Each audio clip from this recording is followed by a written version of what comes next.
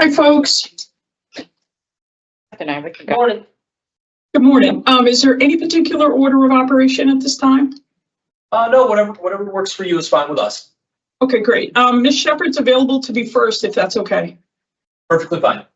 All right, Shep, come on.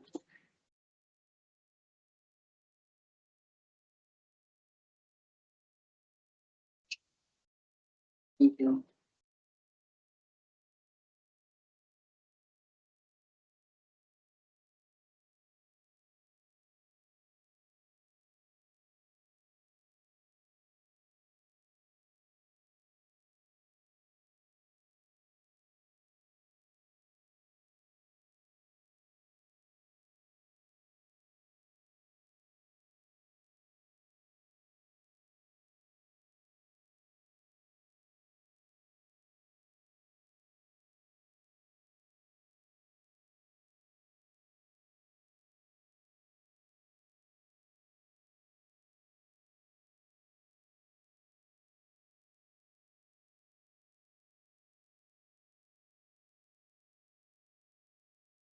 Are you?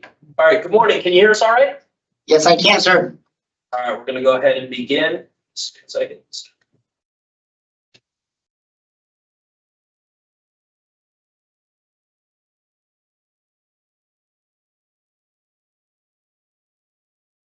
All right, good morning. My name is Parole Officer Boisford. Today is Friday, January 17, 2025. This is the hearing of the Family Board Department of Parole. Following board members are present this morning by stating their names on the record. Certified they've reviewed all statutorily required documents and available pertinent information in preparation of this hearing. Good morning. I'm Jennifer Zaccanini. Good morning, Mike Poole. Deborah Smith Palmieri. Can you please state your name and inmate number for the record? Yes, Scott Sheppard, 382222. Thank you. This hearing is being conducted in consideration of the parole application for Scott Sheppard, aka Savannah Sheppard, inmate number 382222. He is serving a sentence of 15 years and 18 months with 5 years special parole for assault first, risk of injury, unlawful restraint first, and 4 counts of possession of a weapon or dangerous instrument in a correctional institution. As of today, records reflect parole eligibility of March 18th, 2025. There is no victim input in the case. There is an offender accountability plan. It has been reviewed and shows that the offender has completed Tier 1 Voices, the short-term sex offender program, anger management, beyond violence, and new thoughts. Utilizing the order, the offender's overall score for recidivating falls within the low range. Mr. Sheppard, this is your opportunity to tell the board why you believe you should be granted parole. You may begin. Thank you, sir. I just want to thank you all for allowing me this consideration for early release. I have a letter that I would like to read to you guys, if I may. Sure. Yes, thank you. Thank you. It took me a long time to fully accept what I had done to land myself in prison. I lost control on 2 separate occasions with my infant daughter, McKenna, and as a result, she sustained life-threatening traumatic brain injury due to shaken baby syndrome. I shook McKenna because I became frustrated with her crying. I was a first-time mother with poor coping skills, quick-tempered, impulsive, and struggled with anxiety and depression. Instead of asking for help like a responsible mother would, I chose to remain silent. Because of my actions, my daughter will never walk, talk, eat on her own, use the bathroom on her own, or function in any normal capacity. Doctors inform me that McKenna has no brainwave activity and will never recover. I am forever haunted by my actions and the sorrow I feel will carry with me to my grave. I'm sorry to McKenna, my family, my ex-husband, and his family. When I entered York, I was consumed with self-hate, anger, and hopelessness. My crime made me a target, and so I did what I had to do to survive. I created a name for myself so people would leave me alone. I made weapons, I assaulted staff and inmates, and disobeyed institution rules. I was reckless, I was dangerous, and I was violent. I didn't care about consequences and certainly didn't care about the people I hurt in the process, which was rooted in my narcissism and trying to keep this image. In 2016, after landing myself in segregation for the final time, I decided I'd had enough. I had dug myself into a very deep hole, and in that hole is where I began to self-reflect. I began therapy to address childhood trauma that was never dealt with, which contributed to my serious anger issues. I also realized I was struggling with abandonment issues, self-esteem issues, control issues, and self-worth. I was finally able to accept responsibility for my past behaviors and actions, which allowed me to begin the process of change. I repaired my relationships with my family based on honesty. I no longer wanted to be that person I tried so hard to create to scare and intimidate others. My gender dysphoria diagnosis in 2018, which went undiagnosed my entire life, has had such a profound positive effect on my mental health and outlook in life. Coming out and accepting who I am, I have been able to identify anxiety and depression as a result of my gender dysphoria. Hormone therapy helps to regulate my moods and reduce anxiety. I'm sorry. I'm going to interrupt you for 1 second. I just want to remind you, in case you're not aware, this hearing is being live streamed to the public. So we won't be discussing any of your protected health information. If you choose to, I just want you to be aware that it is a public hearing. It's being live streamed. Okay? Yes, ma'am. Thank you. Thank you. In 2019, I successfully completed a reintegration plan back into general population. I have remained ticket-free for 9 years. I've worked full-time as a truck worker in the commissary warehouse where I've been employed the past 4.5 years.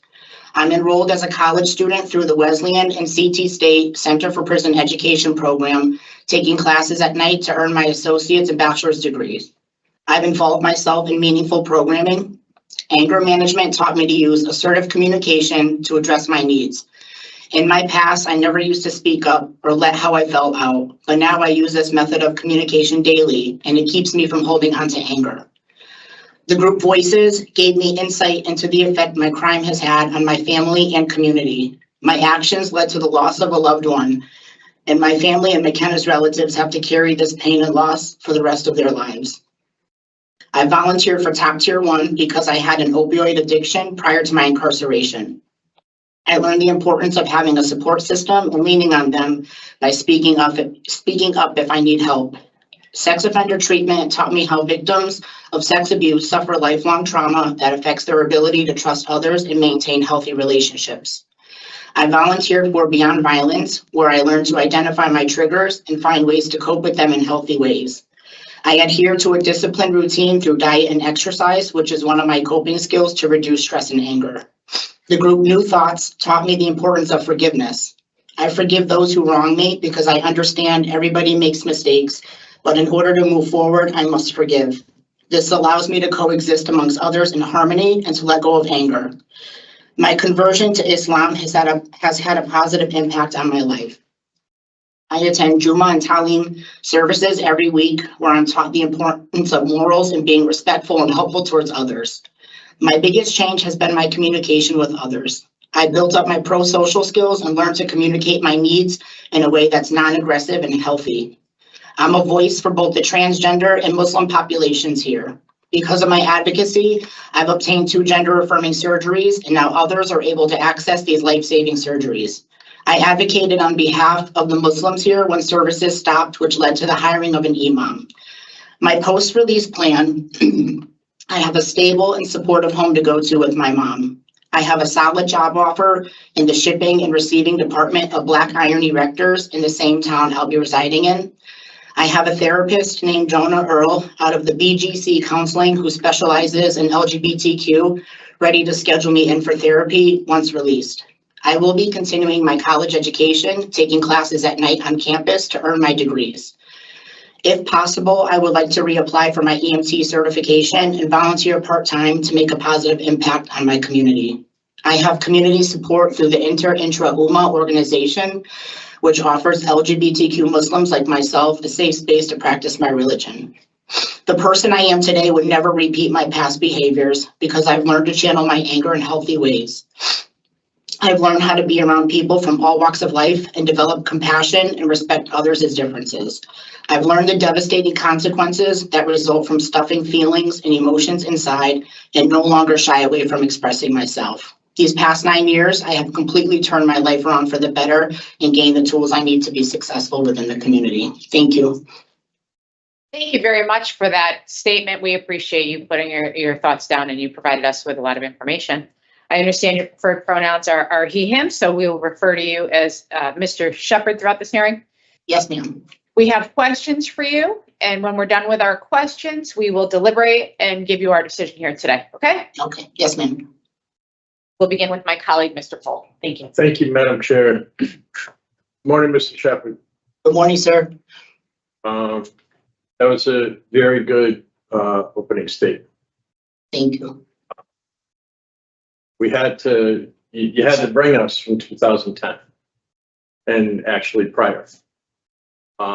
Because the offense here was, you described it, it haunts you. Your actions haunt you, and you know, you left the baby, lifeless, really, and I can understand through what you brought us through in what happened in 2016 that you began to address then. I did. That put you in that position. I did. And then, that's really important. Because one of the things that's most important to us when we're looking at release is, will the person offend again? And it's important what you shared with us about your process from 2016 forward. Addressing your childhood trauma and abandonment, self-esteem, and just the whole host of programs that you've taken. That's really important as well. Another thing that's really important, because it's a tough read when, you see 4 counts of weapons in an institution.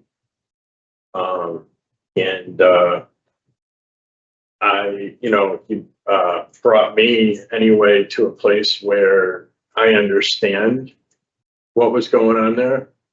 It's certainly not an acceptable thing for any incarcerated person to be making weapons and then eventually to use one. That's just, it's a tough thing to see. But again, it's, you've done the work after that. Your beyond violence, your anger management, the Voices program, all of those programs show excellent ratings when it comes to your participation in them. And that's really important for us to see offender change. And I'm really glad that you went down the things that you've taken from each of those programs. It's really important to look at. The unlawful restraint. The unlawful restraint was another hard one to read. in 2016. You know, I was having a hard time with that, understanding what was going on there. Can you talk a little bit to that offense? Sure. At that time, I was housed with an individual for about 2.5 months. Her and I were in a consensual relationship, and we did fight in the room. You know, I hit her. I had stabbed her with a pen. I was having an issue with another inmate at the time who was picking on me based on my crime. So I had gathered a piece of metal and I had fashioned it into a weapon, and I had hid it under my mattress. So somebody alerted the staff. So we had a shakedown happen. So the staff came down to the cell and they took my cellmate out and brought her to SEG. And then I had refused to come out. So I was giving the staff a really hard time. That was the impeding order. So I had 3 tickets that day. And I finally came out of the cell, went to SEG. They shook the room down. They found the weapon. So there was a DOC investigation that took place, a police investigation. So we were both of us were in SEG. And that's where the allegations of the PREA came up. And I was charged with all these things, but I took accountability for what I did for physically assaulting her. And then I went to court with the sexual assault charges, which the court dropped. And I ended up pleading to unlawful restraint. That's what happened. So you know, as a result of that, you've gone through and you've had an evaluation, right? Yes, yes, I did. You've done the short-term program inside. I did. And that you would need to, right? That's correct. Yes. And making sure that what's happened here, I believe they're recommending that you take an additional program in the community. Okay. Is that right? Are you up to speed on what people are asking or people are recommending? Okay. I think I'm in the right place on that. I could be wrong. And certainly we want to make sure that if there are any issues that are there, that they get addressed, right? Yes. So that was important to look at. When it comes to, we talked about programs. I want to talk a little bit about substance use because there was an issue there with alcohol. There was an issue there with Oxy, right? Yep. And prescription painkillers, yes. Prior to my incarceration, yes. Was that Oxy or no? It was prescription, Percocets, Vicodins, Darvocets, yes. I was getting them prescribed by my pediatrician when I was 17 for a back injury that I had sustained at that age. So when it comes to substance use, I know, you know that you've gone through a lot during this incarceration, right? Yes. A lot of transformation, a lot of things that you've dealt with and such. One of the most important things to make sure that we have a handle on is substance use. Do you know where you are in terms of recovery-based things? Yes. Well, when I came in, I was clean for 2 years. I was on Suboxone. And then when I came in, I was pregnant, and after I had the baby, they tapered me off of the Suboxone, and I've been clean since and haven't had any urges or cravings to want to use or anything. So I've been clean for quite some time. Okay. So I know that you had put in for, I believe you put in for wanting to do the CCAR program and stuff like that. So, I'm sorry, it was The CCAR program? I did, yes, I wrote for that and I never got anything out of it. Right. I wrote a few times, yes, yes. So just my understanding when it comes to this, a recovery plan for you, because Yes, You- is my, you under- my support system, is my mom speaking up now because I never used to speak up. I used to hold all my feelings inside. I was, you know, I was ashamed of it, you know, and in my family growing up, I was never raised to express my feelings. You know, so I kept everything, I internalized everything. But I'm not ashamed or afraid to speak up if I need help, you know, that's the Okay. difference now. Yep. so, but if I need help is a piece to look at. Because if you were using like that on the way in, and I know I'm not going to say it's easy because stuff's all over the place, Right. but staying clean on the inside and staying clean on the outside are two different things, right? Yes. You know how to handle the environment in there, but when you come out here, it's a whole different environment. Correct. And the last time you saw these people were at these places and were feeling, thinking, or doing these things, they surrounded using, right? Correct. So when it comes to triggering memories, commonly triggers today, but triggering memories, when you go out there, there's all of these memories that are going to come back. Okay. Yes. And what I'm concerned with is is there something more than just the support system, your mom and such, that you were thinking about when it comes to recovery? Well, I also want to say too that a lot of my anxiety and depression that I had at a younger age had to deal with, I came to realize, my undiagnosed gender dysphoria. So now that I was able to come out, being diagnosed, a lot of that has been alleviated because I, you know, did the hormone therapy and surgeries and such. So I don't have a lot of those depressive feelings and anxiety that I did as a child, you know. So a lot of my what I was using was to cover and cope with those feelings, you know, from my gender dysphoria and my childhood trauma. So, but yeah, I mean, the Suboxone did help me a lot when I was on it, and certainly saved me, I think. So have you ever thought about LGBTQ meetings? Well, I have a support through the Intra-UMA organization, and it's for LGBTQ Muslims and marginalized Muslims. So I have that community support. So I, you know, I have that community of people that are like me, you know, and that feels wonderful to have. So I can be who I am, and I don't have to shy away from that.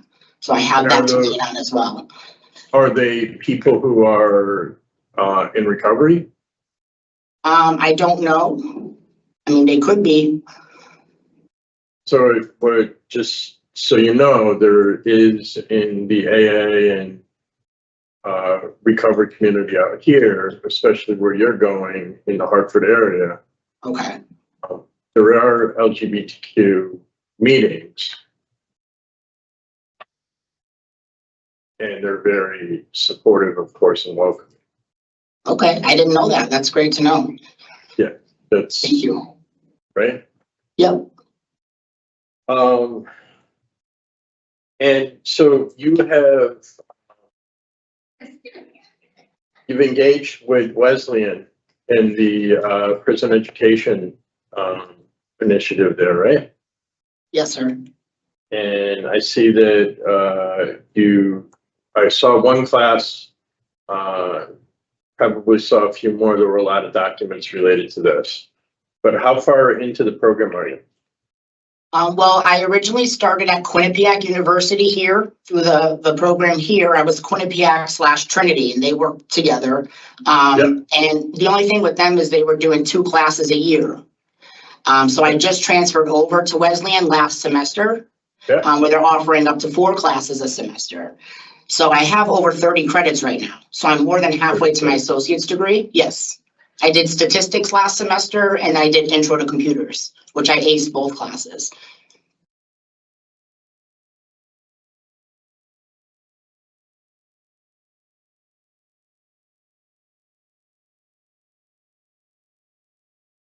Okay, and then, so at a layman's level here, what are you doing with astrophysics? I love the mathematics. I just took statistics. So this is basically opened my mind to other possibilities and different degree options for me, because I originally wanted to major in foreign language. But I got an A in math, and I love math. But so physics, the science, and the mathematics is really drawing me in. So I changed my major. I want to major in physics. And as far as astrophysics, I love to learn about the universe as a whole, space, all that stuff's very, very, very attractive to me. So I'm going to go for that. Right. There's some people that can do that, and there's other of us that can be people who appreciate people who can do that. So you do have your sponsor to your mom, and you do have a letter from employer Yes. lined up. And that's, I think that'll do it for me. I see what other board members have. Thank you, Mr. Paul. Okay, so Mr. Sheppard, I think you've covered a lot of ground with my colleague. I want to express some of my concerns. So you've talked about some of the positive things that you're doing in the facility, how you've changed over the years, but I still have remaining concerns. So I heard you say this change began in 2016? Correct. Okay. Yes. So when you had these very serious disciplinary reports, I'm curious to know why you didn't involve yourself in programming at that time. So you described the latest incident, which is a sexual misconduct, as domestic in nature, but I see in your file that you did the Beyond Violence program just a few months ago. I did, yes. Right, so why did it take 8 years to do that program? Well, because in 2016 was the last time I landed myself in SEG. I was having, this was even before my transition too. So I was having a lot of problems. I hadn't processed a lot of my childhood trauma. I hadn't, my relationships with my family were very, very rocky. So I was still kind of working on that. And I wasn't being honest with myself either, so I wasn't getting to the root at what was going on with me until I went to court the last time in 2016. And when I came face to face with the judge who sentenced me for my crime for why I'm here, that was one factor for me to wake up. Because she warned me. She said, if you come back into this courtroom, I'm throwing the book at you. So it's really a wake up call at that point. I was like, I need to turn things around, because where I'm going is I'm going down, and it's like the pain that I was putting my family through. I was realizing, I needed to make changes. Otherwise, this is going to be my life. Like, what do I want out of my life? Do I want to continue doing what I'm doing and getting in trouble, or do I want to make changes? And that's when 2016 was when I really said, I need to make changes. And that's when I started therapy. I did one-on-one therapy while I was in segregation for a few years. And I was carrying around all this pain and all this trauma that I dealt with. I had never processed it, even out in the community. I was in and out of treatment, but I never really processed it. So I was able to kind of identify what was really going on with me and start working on it. And then I got diagnosed with gender dysphoria in 2018, and things just kept getting better and better. And I just felt good about myself. My self-esteem went up, my relationships. Maybe you misunderstood my question, sir. Okay. And for the record, you were in administrative segregation prior to this ticket. That was earlier on. That was from 2012 to 2014, not after. So my question was, if the incident that you described was a consensual relationship and domestic in nature, why did it take you 8 years after the incident to take a domestic violence program? I don't even have the answer for that. I just wanted to take the group to see what I can learn from it, you know. Okay. But you needed the group if it's true what you say, that it was domestic in nature. And I guess I'm a little concerned that you're basically saying that the victim in that offense is lying about the details of what happened.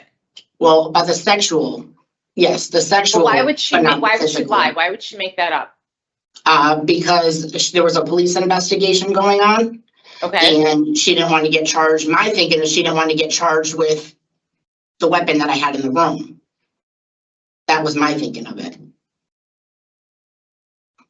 So she made up a whole story about being sexually assaulted to avoid getting a ticket for a weapon in the cell? That's what I think, yes. False allegations of PREA happen a lot here. And Okay. when I had a jurisprudence hearing with the parole board in June. Yep. And I explained everything to them as well about what was going on. And it happens a lot. It does happen a lot here. Okay, but so do you admit that there was sexual contact, but it was consensual? Yes, there was. Okay, well, that's not allowed. That's against the rules of the prison. It is. Okay. So regardless of what the sexual contact was, you violated the rules. I did. Yes, ma'am. Okay. All right. I have to be honest. I'm not sure that you're being completely open with us today, and I'm a little concerned that much of your change in programming and education came this year when your parole hearing was coming up. In one of the reports we read that they wanted to house you with a roommate to prepare you for a halfway house for community release. And you said, no, if you put someone in my cell, I'll physically harm them. You're putting someone at risk. Why would you say that just a year ago? Why?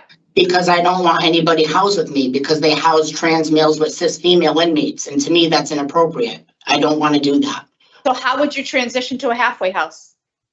Well, I didn't want to go to a halfway house. So basically you're trying to make your own rules. No, that's not true, ma'am. I mean, threatening physical harm to other inmates to avoid getting a cellmate is certainly not something that the parole board wants to see.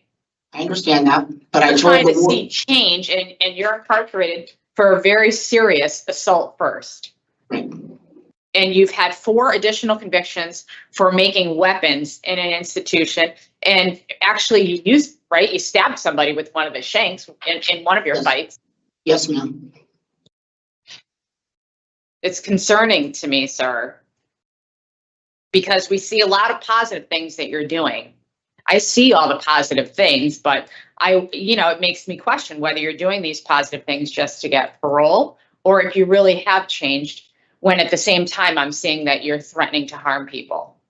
I threatened to harm because I didn't want anybody put in my cell. I knew that was a manipulation tactic that I told the staff I didn't want to be housed with anybody so I can stay housed alone. I didn't want any false allegations of PREA. They house trans males with cis females, and to me, that's inappropriate. Yes. Yeah. And I had since rectified that with the warden, and I told her the truth. I told her that I had lied to her, and I apologized, and I knew it was wrong. I need to lie to her about that, Mm-hmm. And she told me that she was going to keep me housed alone based on my GNC, or gender nonconforming. Yeah. That probably would have been the better route to take. What you just described, the conversation that you had and being open and honest, and ultimately you got your wish, right? Well, but they weren't seeing that. I even showed them my reintegration plan from 2019, and they were like, well, you're not that person anymore. It doesn't matter, whatever, you're going to be housed with somebody. And I couldn't let that happen. I can't let that happen. I'm not going to be housed with a female. It's inappropriate. That's very inappropriate to me. I'm a man. I've transitioned, so, and that puts them in an awkward situation too, because a lot of the women in here are uncomfortable with us too. They don't want to be housed with us. So I don't want to get falsely accused of PREA. So that's why I lied to the warden. Yeah. But there's a lot of manipulation going on here. It was fine when you were in a sexual relationship with someone else to be housed with a woman. That was before my transition. I wasn't transitioned yet. Yes. I understand. Yes, You did receive excellent work evaluations, in anger management, voices and beyond violence programs. The tickets and the outside charges are very concerning. So what do you know of your victim's status today? Do you have family, anybody in contact with your victim? We I did do not, not. for the record, we did not receive any victim input for this hearing today. And there was outreach done by the Office of Victim Services. Do you know anything about the status, current status? I do not. Okay. All right, Ms. Smith-Palmieri. Thank you. We've covered just about everything. I just want to follow up on one small. So, Mr. Sheppard, when you're interviewed by the parole officer, they ask, a common question is, can you identify any high-risk situations? So your response to that was drama, any drama. So I'm interested to hear what you can foresee to be drama that might cause you some difficulties in the community. People that are engaging in drugs, alcohol, that type of drama is what I mean. Criminal activity, people that don't have their mindset right or wanting to do the right things. Okay. Can you tell me along the, in term with being in the community, what do you foresee to be difficult?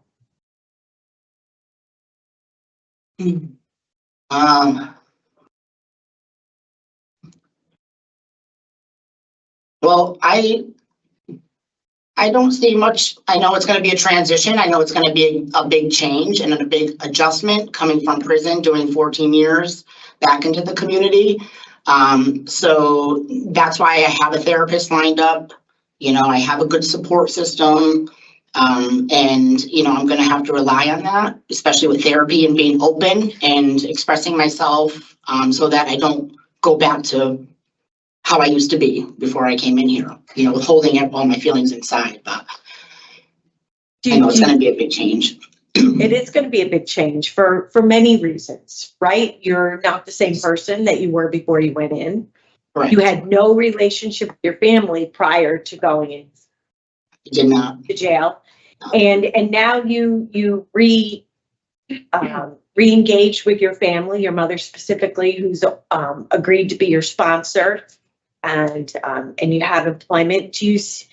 How often do you talk to your mother? I talk to her daily. You do? Yep, Okay. phone calls, e-messaging, and she visits every once in a while. Okay.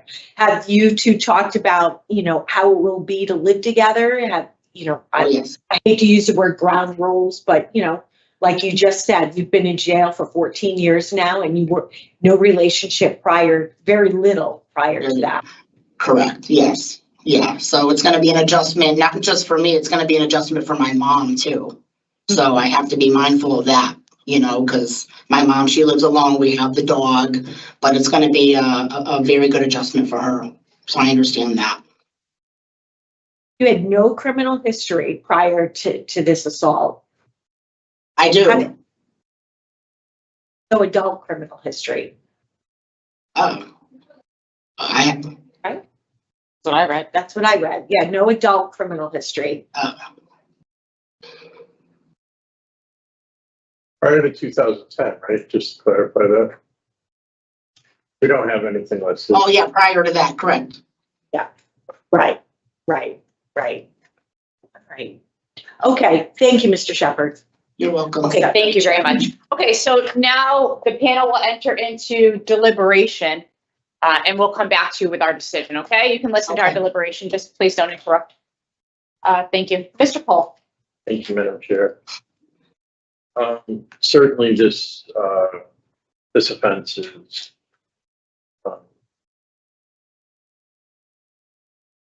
it's a very rough one to read. And Mr. Sheppard recognized that by talking about how his actions of the time still haunt him. And that, his child has really little to no brain activity. And with Mr. Sheppard's transition, he dealt with a lot. Again, by no way does this condone anything, but I can understand the fear that was there based upon the offense in the institution, and which resulted in, 4 cases between 2011 and 2013 of weapons in the institution. 2016 event was a catalyst, I believe, for Mr. Sheppard, as he explained, where he went through and started to deal with childhood trauma, and he stated gender dysphoria, and to try to come to a place where he's okay and to engage in rehabilitation, which he has in several ways. Point made about beyond violence and anger management in the programs that he has taken recently. All of those programs received excellent ratings. Engaged in education between Quinnipiac and Wesleyan in a very intelligent level of academics. One that I already said, God bless the people who can do it. I'm not one of them. It's but to have somebody that understands that kind of stuff and engages and gets A's doing it is really important. In terms of a release plan, release to his mother in a home where he has a job lined up in the same town, certainly wants to continue with his education and can take classes along the way. He's connected and been part of and actually advocated for Muslim services, which we know is a very nonviolent way of faith when it comes to that.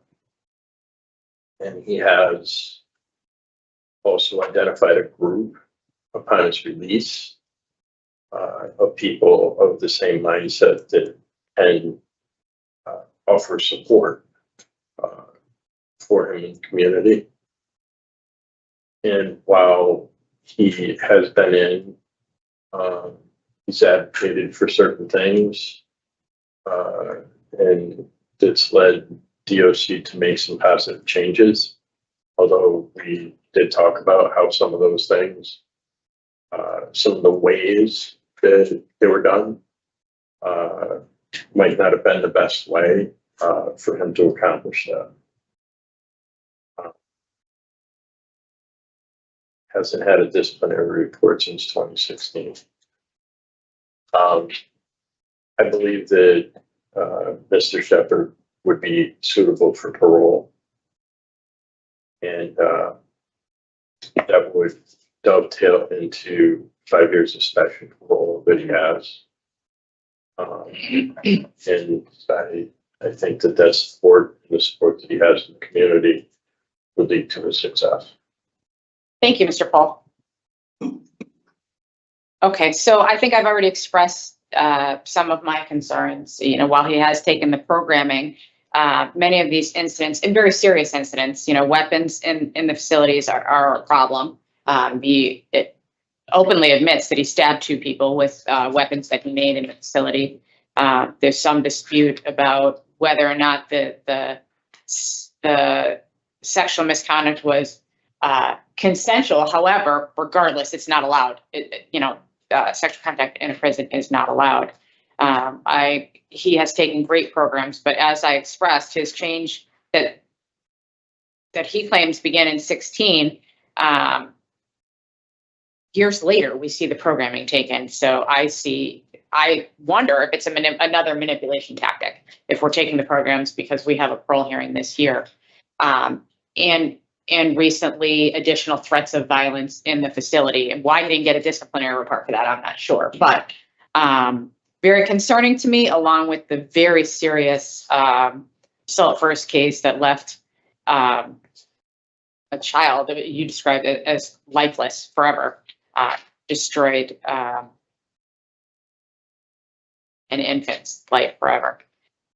He does have 5 years special to file, so we'll have the supervision that he needs to be successful and hopefully continue on what he claims to be a new positive path. But I do not feel comfortable granting parole today, so my vote would be to deny. Ms. Smith-Palmieri. Wow. Well, there's a lot happening in this case. I do think that Mr. Sheppard, Mr. Pohl pointed out a number of changes that Mr. Sheppard has made throughout this term of incarceration.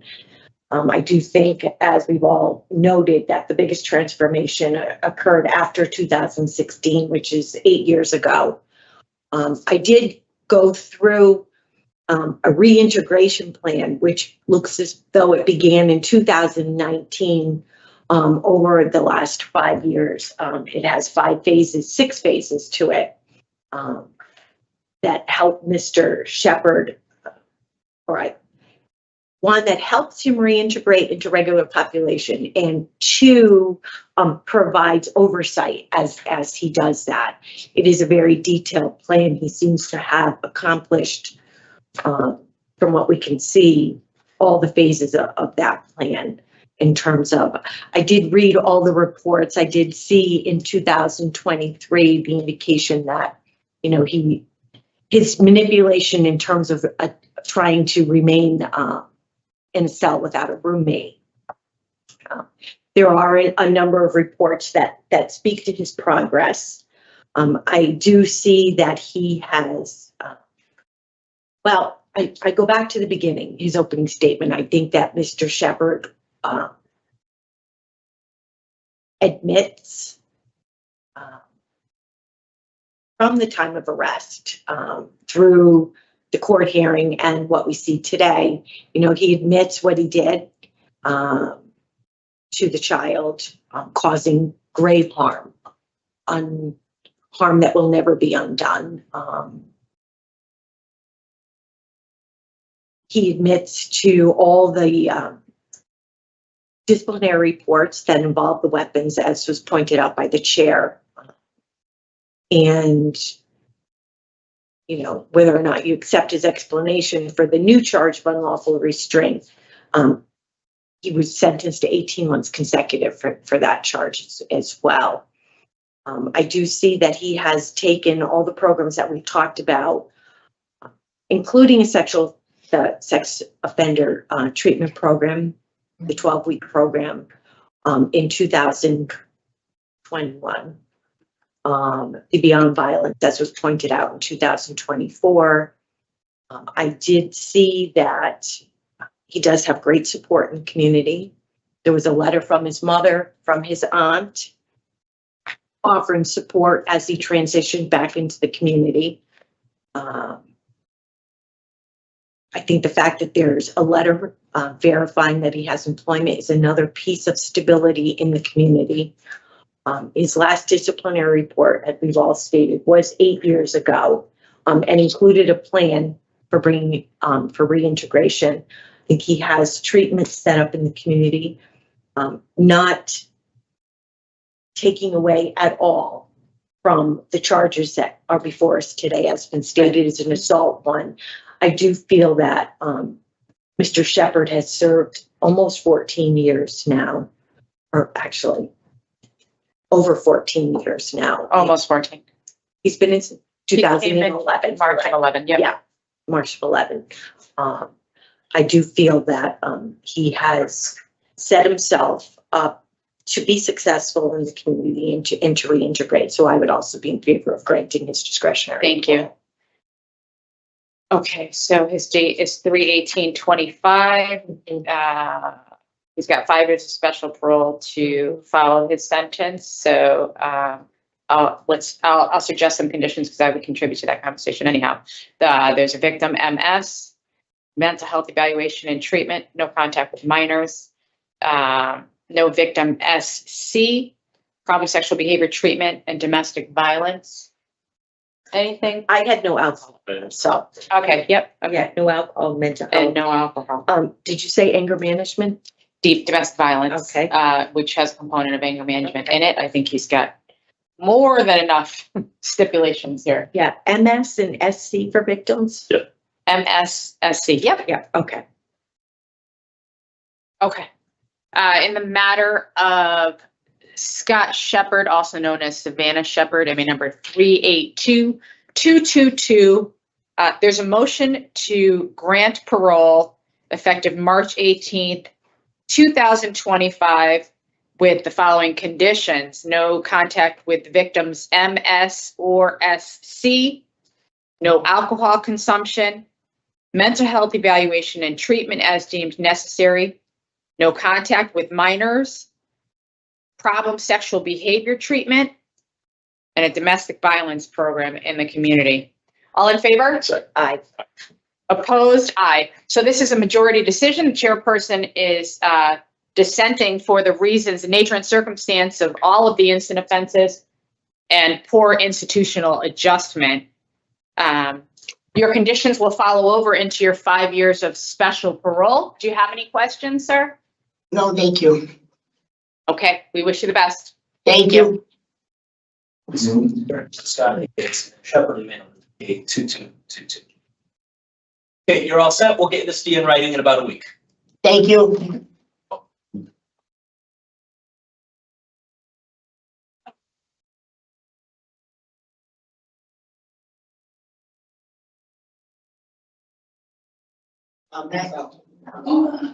Yes.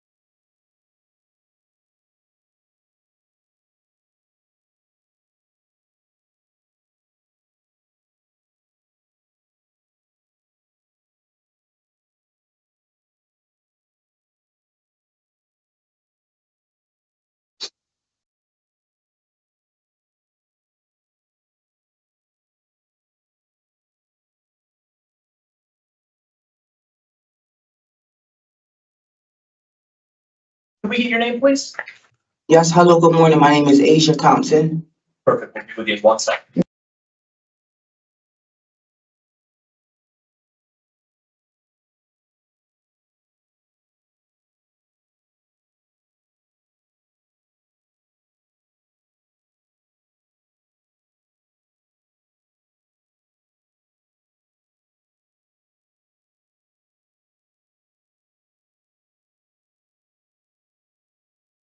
Good morning. My name is Parole Officer Boyce for today's Friday, January 17th, 2025. This is a hearing of the Connecticut Board of Pardons and Parole. Following board members are present this morning and by stating their names on the record, certify they have reviewed all statutorily required documents and available pertinent information in preparation of this hearing. Good morning. I'm Jennifer Zaccanini. Morning, Mike Pohl. Morning, Morning. Deborah Smith Palmieri. Good morning. Can you please state your name and inmate number for the record? My name is Asia Thompson. My inmate number is 283610. Thank you. This hearing is being conducted in consideration of the parole application for Asia Thompson, inmate number 283610. She is serving a sentence of 6 years, suspended after 30 months with 3 years probation for possession of a controlled substance criminal possession of a firearm, and failure to appear second. As of today, records reflect the parole eligibility of September 13th, 2024. There is no victim input in the case. There is an offender accountability plan, and it's been reviewed and shows that the offender has completed tier 2. It has a job. Utilizing women's risk needs assessment of one, the offender's overall score for a city falls within the moderate range. Thompson, this is your opportunity to tell the board why you believe you should be granted parole. You may begin. Hello. I have sponsors. I finished my group with tier 2. I've been compliant since I've been here. I held the same job. I do have an address to parole to. Mr. Boyce spoke to my family. I have 2 jobs waiting for me. My sister runs a grooming dog spot on the Berlin Turnpike, and my mother's friend just opened up a restaurant in New Britain on Broad Street called Tin Cup. And so they're just waiting for me to get home. This is my second time appearing in front of you. And like I said, I've been compliant. I get my OSHA 10 license this month, and I'm still in culinary class. I mean, I take full responsibility of my actions. And this is the longest I've been in jail. And I'm just ready to completely successful and just put this in my past, do my probation, and just be compliant. I hooked up with a sponsor to go to meetings when I get home. And just I'm really ready to change my lifestyle. Like, this is the longest I've been here, like I said, and I've been compliant. And I do have family members out there waiting for me. I have no children, but I do have myself, and I just haven't been living the way I should be, and I'm ready to change that. Okay, thank you for your statement, Ms. Thompson. We do have questions for you. And when we're done with our questions, we'll deliberate and give you our decision. You've been here before. This is a rehear, right? Yes, You ma'am. were denied in July and Yes. asked to do some more work, which it appears you have done. So I want to start by saying I'm not sure that I accept your explanation that your cousin, is your cousin your co-defendant, Adrian? His name is Savannah. Oh, who's Adrian? Yeah, I don't know. That was already that's his middle name. That is his middle name. What is his last name? Valentine. Nope. So I have an Adrian Williams for co-defendant. Yes, that's his. That's not my co-defendant. That's what he was saying. But then when it came out, I don't know why he lied to the police. But that all came out. So you're telling us that that person is actually your cousin whose name is? Yes, that's his middle name is Adrian. What's his real name? Savannah Adrian William. Valentine. Savannah Valentine. How do you Yes. spell Savannah? I think SAHVONNE. That's your cousin? Yes. Like a blood cousin. You're related somehow. Yes, his father is my second cousin. His father is my second cousin. A distant cousin. Yeah, so Okay. yes. So I'm not sure I accept your explanation that your cousin put the gun in your purse, but we're not going to go back and forth about that. You were convicted of having a weapon, Yes. right? Yes, It's your yes, I was. responsibility to know. When I go out with my cousin, I don't have to worry that my cousin's going to slip a gun in my purse. I don't have to worry that my cousin has a gun. I know my cousin doesn't have a gun, or I wouldn't be hanging out with my cousin. You understand where I'm coming from? Yes, I understand where you're coming from, but Perfect. the night how that happened, it just happened. Like I didn't realize it. I didn't. And it's your job to realize it, is what I'm telling you. Yes, From and that here was on forward, it is your job to know who you're hanging out with, what they have in their possession, what they're doing, right? yes, ma'am. Okay. Very Yes. good. So you do acknowledge that you were selling, right? Yes, I acknowledge that. So help us understand why you're selling drugs instead of working. Because the lifestyle, okay, when COVID, I did have a job before when COVID hit, I was just accustomed to a certain lifestyle. I knew it was wrong, and I really wanted to change. I knew I had no business doing that, but I kind of Greed, right? Are we going to attribute this to greed, wanting to have nice things? nice things. That's what I was accustomed to, and Yeah. I knew it was wrong. So I take full responsibility, Yeah. but I do want to change, I and I'm understand, willing to because change. we'd rather be out of prison and not have all the nice things, right? Yes. I mean, it's So, not worth going to prison having nice It's, things. it's, And what do it's you not. have now? What are you left with after all that? Nothing. Nothing. So Nothing to lesson show learned for for you, Ms. Thompson. Lesson Yes, learned, right? ma'am. Yes, All right. ma'am. All I right. have So nothing. So you did have an addiction yourself though, right? Because I saw that you were Yes, I testing did. positive for cocaine. Yes, I did. Yeah, okay. And you Yep. took the tier 2 program. Did you learn any tools that will help you? Yes, I did. I learned Okay, a lot. share. I like the facilitator there. It was like hands-on. We made posters. I went to every class. I didn't miss a class, and I learned about relapse prevention. That's why I do have a sponsor now when I go home. Okay, do your have a- sponsor is from where? Middletown. They have I mean, is it an NA sponsor? Or yeah, NA recovery sponsor. coach? Yeah, Ah, I that's have an NA perfect. sponsor now. What is and your then I have sponsor's first name? my sponsor first name is Valerie. She runs the St. Vincent de Paul's on Main Street. Valerie from St. Yeah. Vincent de Paul. Okay. Yep. They have Okay. they hold NA meetings there, and then they have one in Portland. So your plan is to go to NA meetings, right? Yes. Yes, Okay. ma'am. What else? What else is part of your relapse prevention plan? My job. I told I have 2 jobs waiting for me. I do I have read about the dog grooming and Yeah. what's the other one? the one is the restaurant, because right now I wash dishes here. So I have my mother's friend open up a restaurant. It's called 10 Cup in Britain on Broad Street. Nice. Okay. Tin Cup. Oh, that's a cool name. All right. Yep. Okay. So you're going to work at a restaurant. You're going to do dog grooming. You're going to go to Yep. NA meetings. You have a sponsor for when you're feeling like you need Yeah. some help. Mhm. That's great. You're off to a good start. I Ms. am, Thompson? and I do have a place to go to. Mr. Boyfriend has the address, and there's Yes, no your drugs friend there. in Middletown. Yes, Yeah. there's no drugs there. So I'm all right. I think I'm in a good space, and I take, like I said, I do take action for my responsibility. Which Yeah. at the What end of happened the to your day, cousin? Did your cousin get arrested and convicted? he's going to court somewhere else. I don't know. I have no contact with that. Ah, okay. All right. Yeah, I have no how that happened that night. Like, it should have never happened. Yeah. It really shouldn't have. Yeah.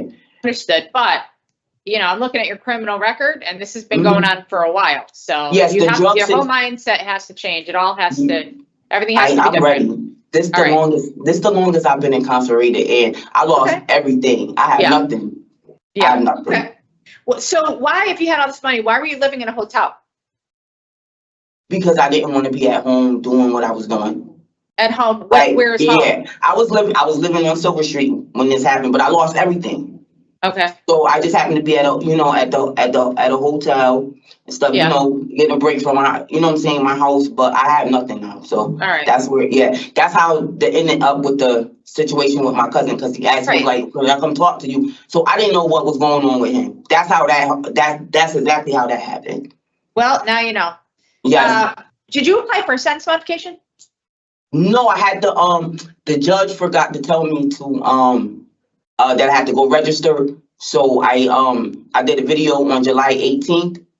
Yeah. Video so she could remind me that I have to go register when I get out on at the barracks in Meriden. Oh, the state deadly troopers for the weapon gun. offender registry? Yes, Yeah, ma'am. Okay. Yeah. All right. And did you finish the culinary arts program? I will be done in March. I think I have I'm on Salad chapter 22, and I have to do my resume and learn how to fill out the job application. Oh, good. And All then right. I'll be done. And I get my OSHA 10 the next week, the 23rd. 10 next week. Wow. Okay, Yeah. good. Hopefully all these skills can help you. You still working in the kitchen? Yes, ma'am. And I'm What are you doing ticket-free. there? I wash I dishes. know you're ticket free. What do you do in the kitchen? I wash dishes. Oh, yeah, you did say that. Yeah, I wash dishes. I've been in the same job for almost 2 years. That's great.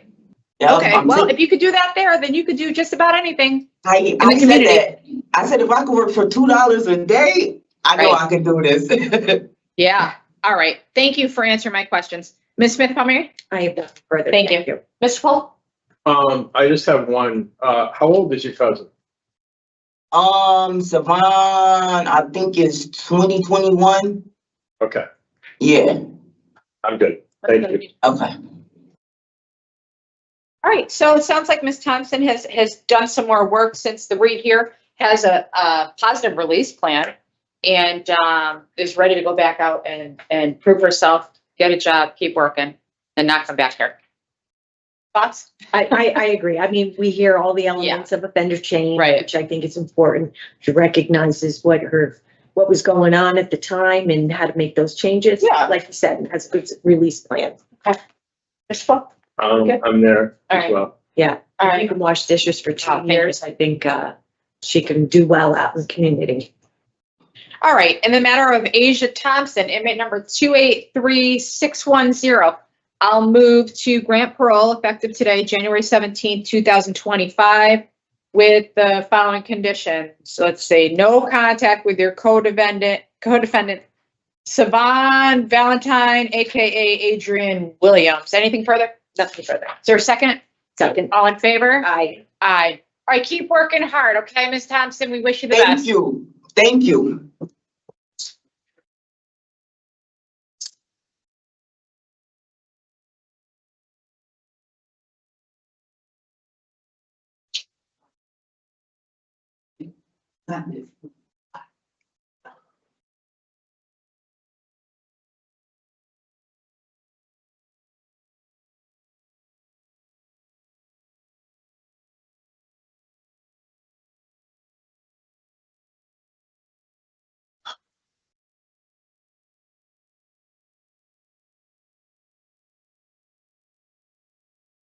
We're going to take a 5-minute recess and we'll be right back. Thank you.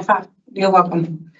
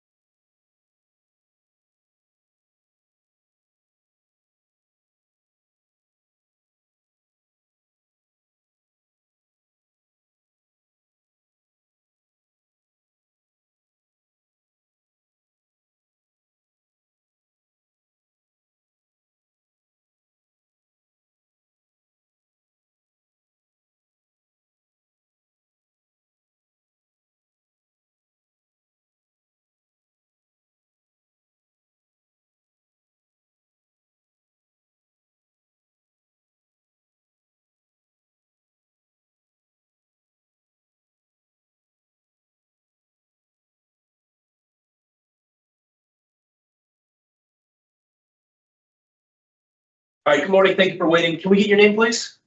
Eladia Vazquez. Good Morning. All right, good morning. My name is Parole Officer. It is Friday, January 17th, 2025. This is hearing of the Connecticut Board of Pardons and Parole. Following board members are present this morning and by stating their names on the record, certify they have reviewed all statutorily required documents and available pertinent information in preparation of this hearing. Good morning. I'm Jennifer Zaccanini. Morning, Michael. Deborah Smith Palmieri. Good morning. Please state your name and inmate number for the record. My name is Eladia Vazquez. My inmate number is 383-843. Thank you. This hearing is being conducted in consideration of the parole application for Eladia Vazquez, inmate number 383-843. She is serving a sentence of 18 years suspended after 6 years and 11 months with 5 years probation for arson first. As of today, record reflect parole eligibility date of January 22nd, 2020. 24, I want to confirm. 25. There is no victim input. There is an offender accountability plan for the offender. It has been reviewed and shows that she has completed the Voices program and the Beyond Violence program. Utilizing the Women's Risk Needs Assessment Order, the offender's overall score for recidivity falls within the medium range. Ms. Vazquez, this is your opportunity to tell the board why you believe you should be granted parole. You may begin.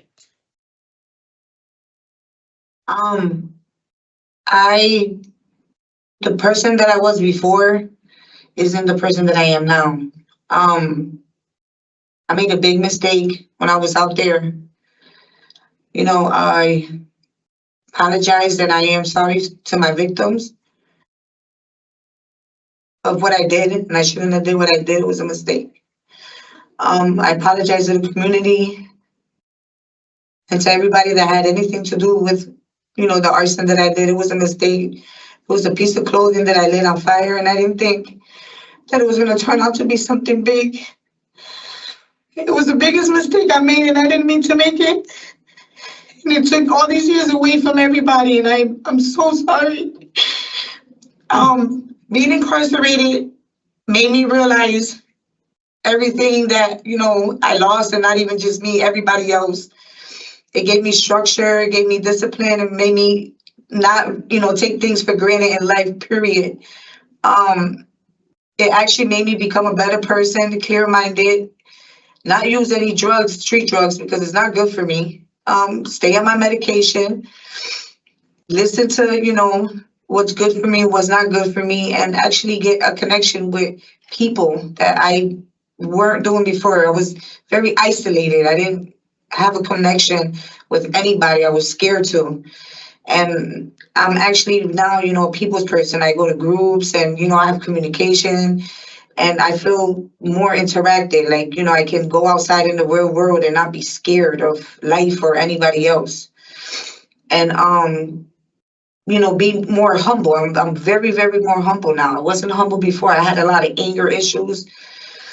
And I'm actually a very happy person now, you know, and the jail, sad to say, but it really turned me into a better person. And, you know, when I get out to the community, I can make something out of myself with my kids and see my grandkids I haven't seen in 5.5 years, and my mom and my dad. And, you know, apologize this to everybody. It was wrong for what I did, and I shouldn't have did what I did. You know, the ambulance had to come out there, and the fire people and the police department. Thank God nobody got injured or hurt. You know, 10 people did go to the hospital for smoke ventilation, but it wasn't as bad. I did leave. I did stay at the scene. I didn't leave. And I did get arrested about 7 at night, you know. So everything else was just tragic. People lost a lot of paperwork and, you know, stuff from the apartment and everything else. And besides that, I couldn't keep contact after, you know, if they got replacement in their apartments and stuff like that. But I'm pretty sure they did. And I'm grateful, and I'm very, very grateful that they did, if they got, you know, roof over their head, because I couldn't picture myself, you know, doing that. I never thought in a million years I would be a person that did arson, you know. It was embarrassing to the community and embarrassing to my family, my kids. And I would just like a second chance in life to try to readjust myself and make a better person. Okay. Thank you, Ms. Vazquez, for your statement. We appreciate it. We do have some questions for you, and when we're done, we'll deliberate and give you our decision. Okay? Thank you. We'll begin with my colleague, Ms. Smith Palmieri. Thank you. Thank you, Ms. Vazquez, for your opening comments. I do want to talk about the offense itself for a few minutes. You know, you're charged with arson first. There are very, very few offenses that are as serious as arson, and arson in the first degree specifically. Yes.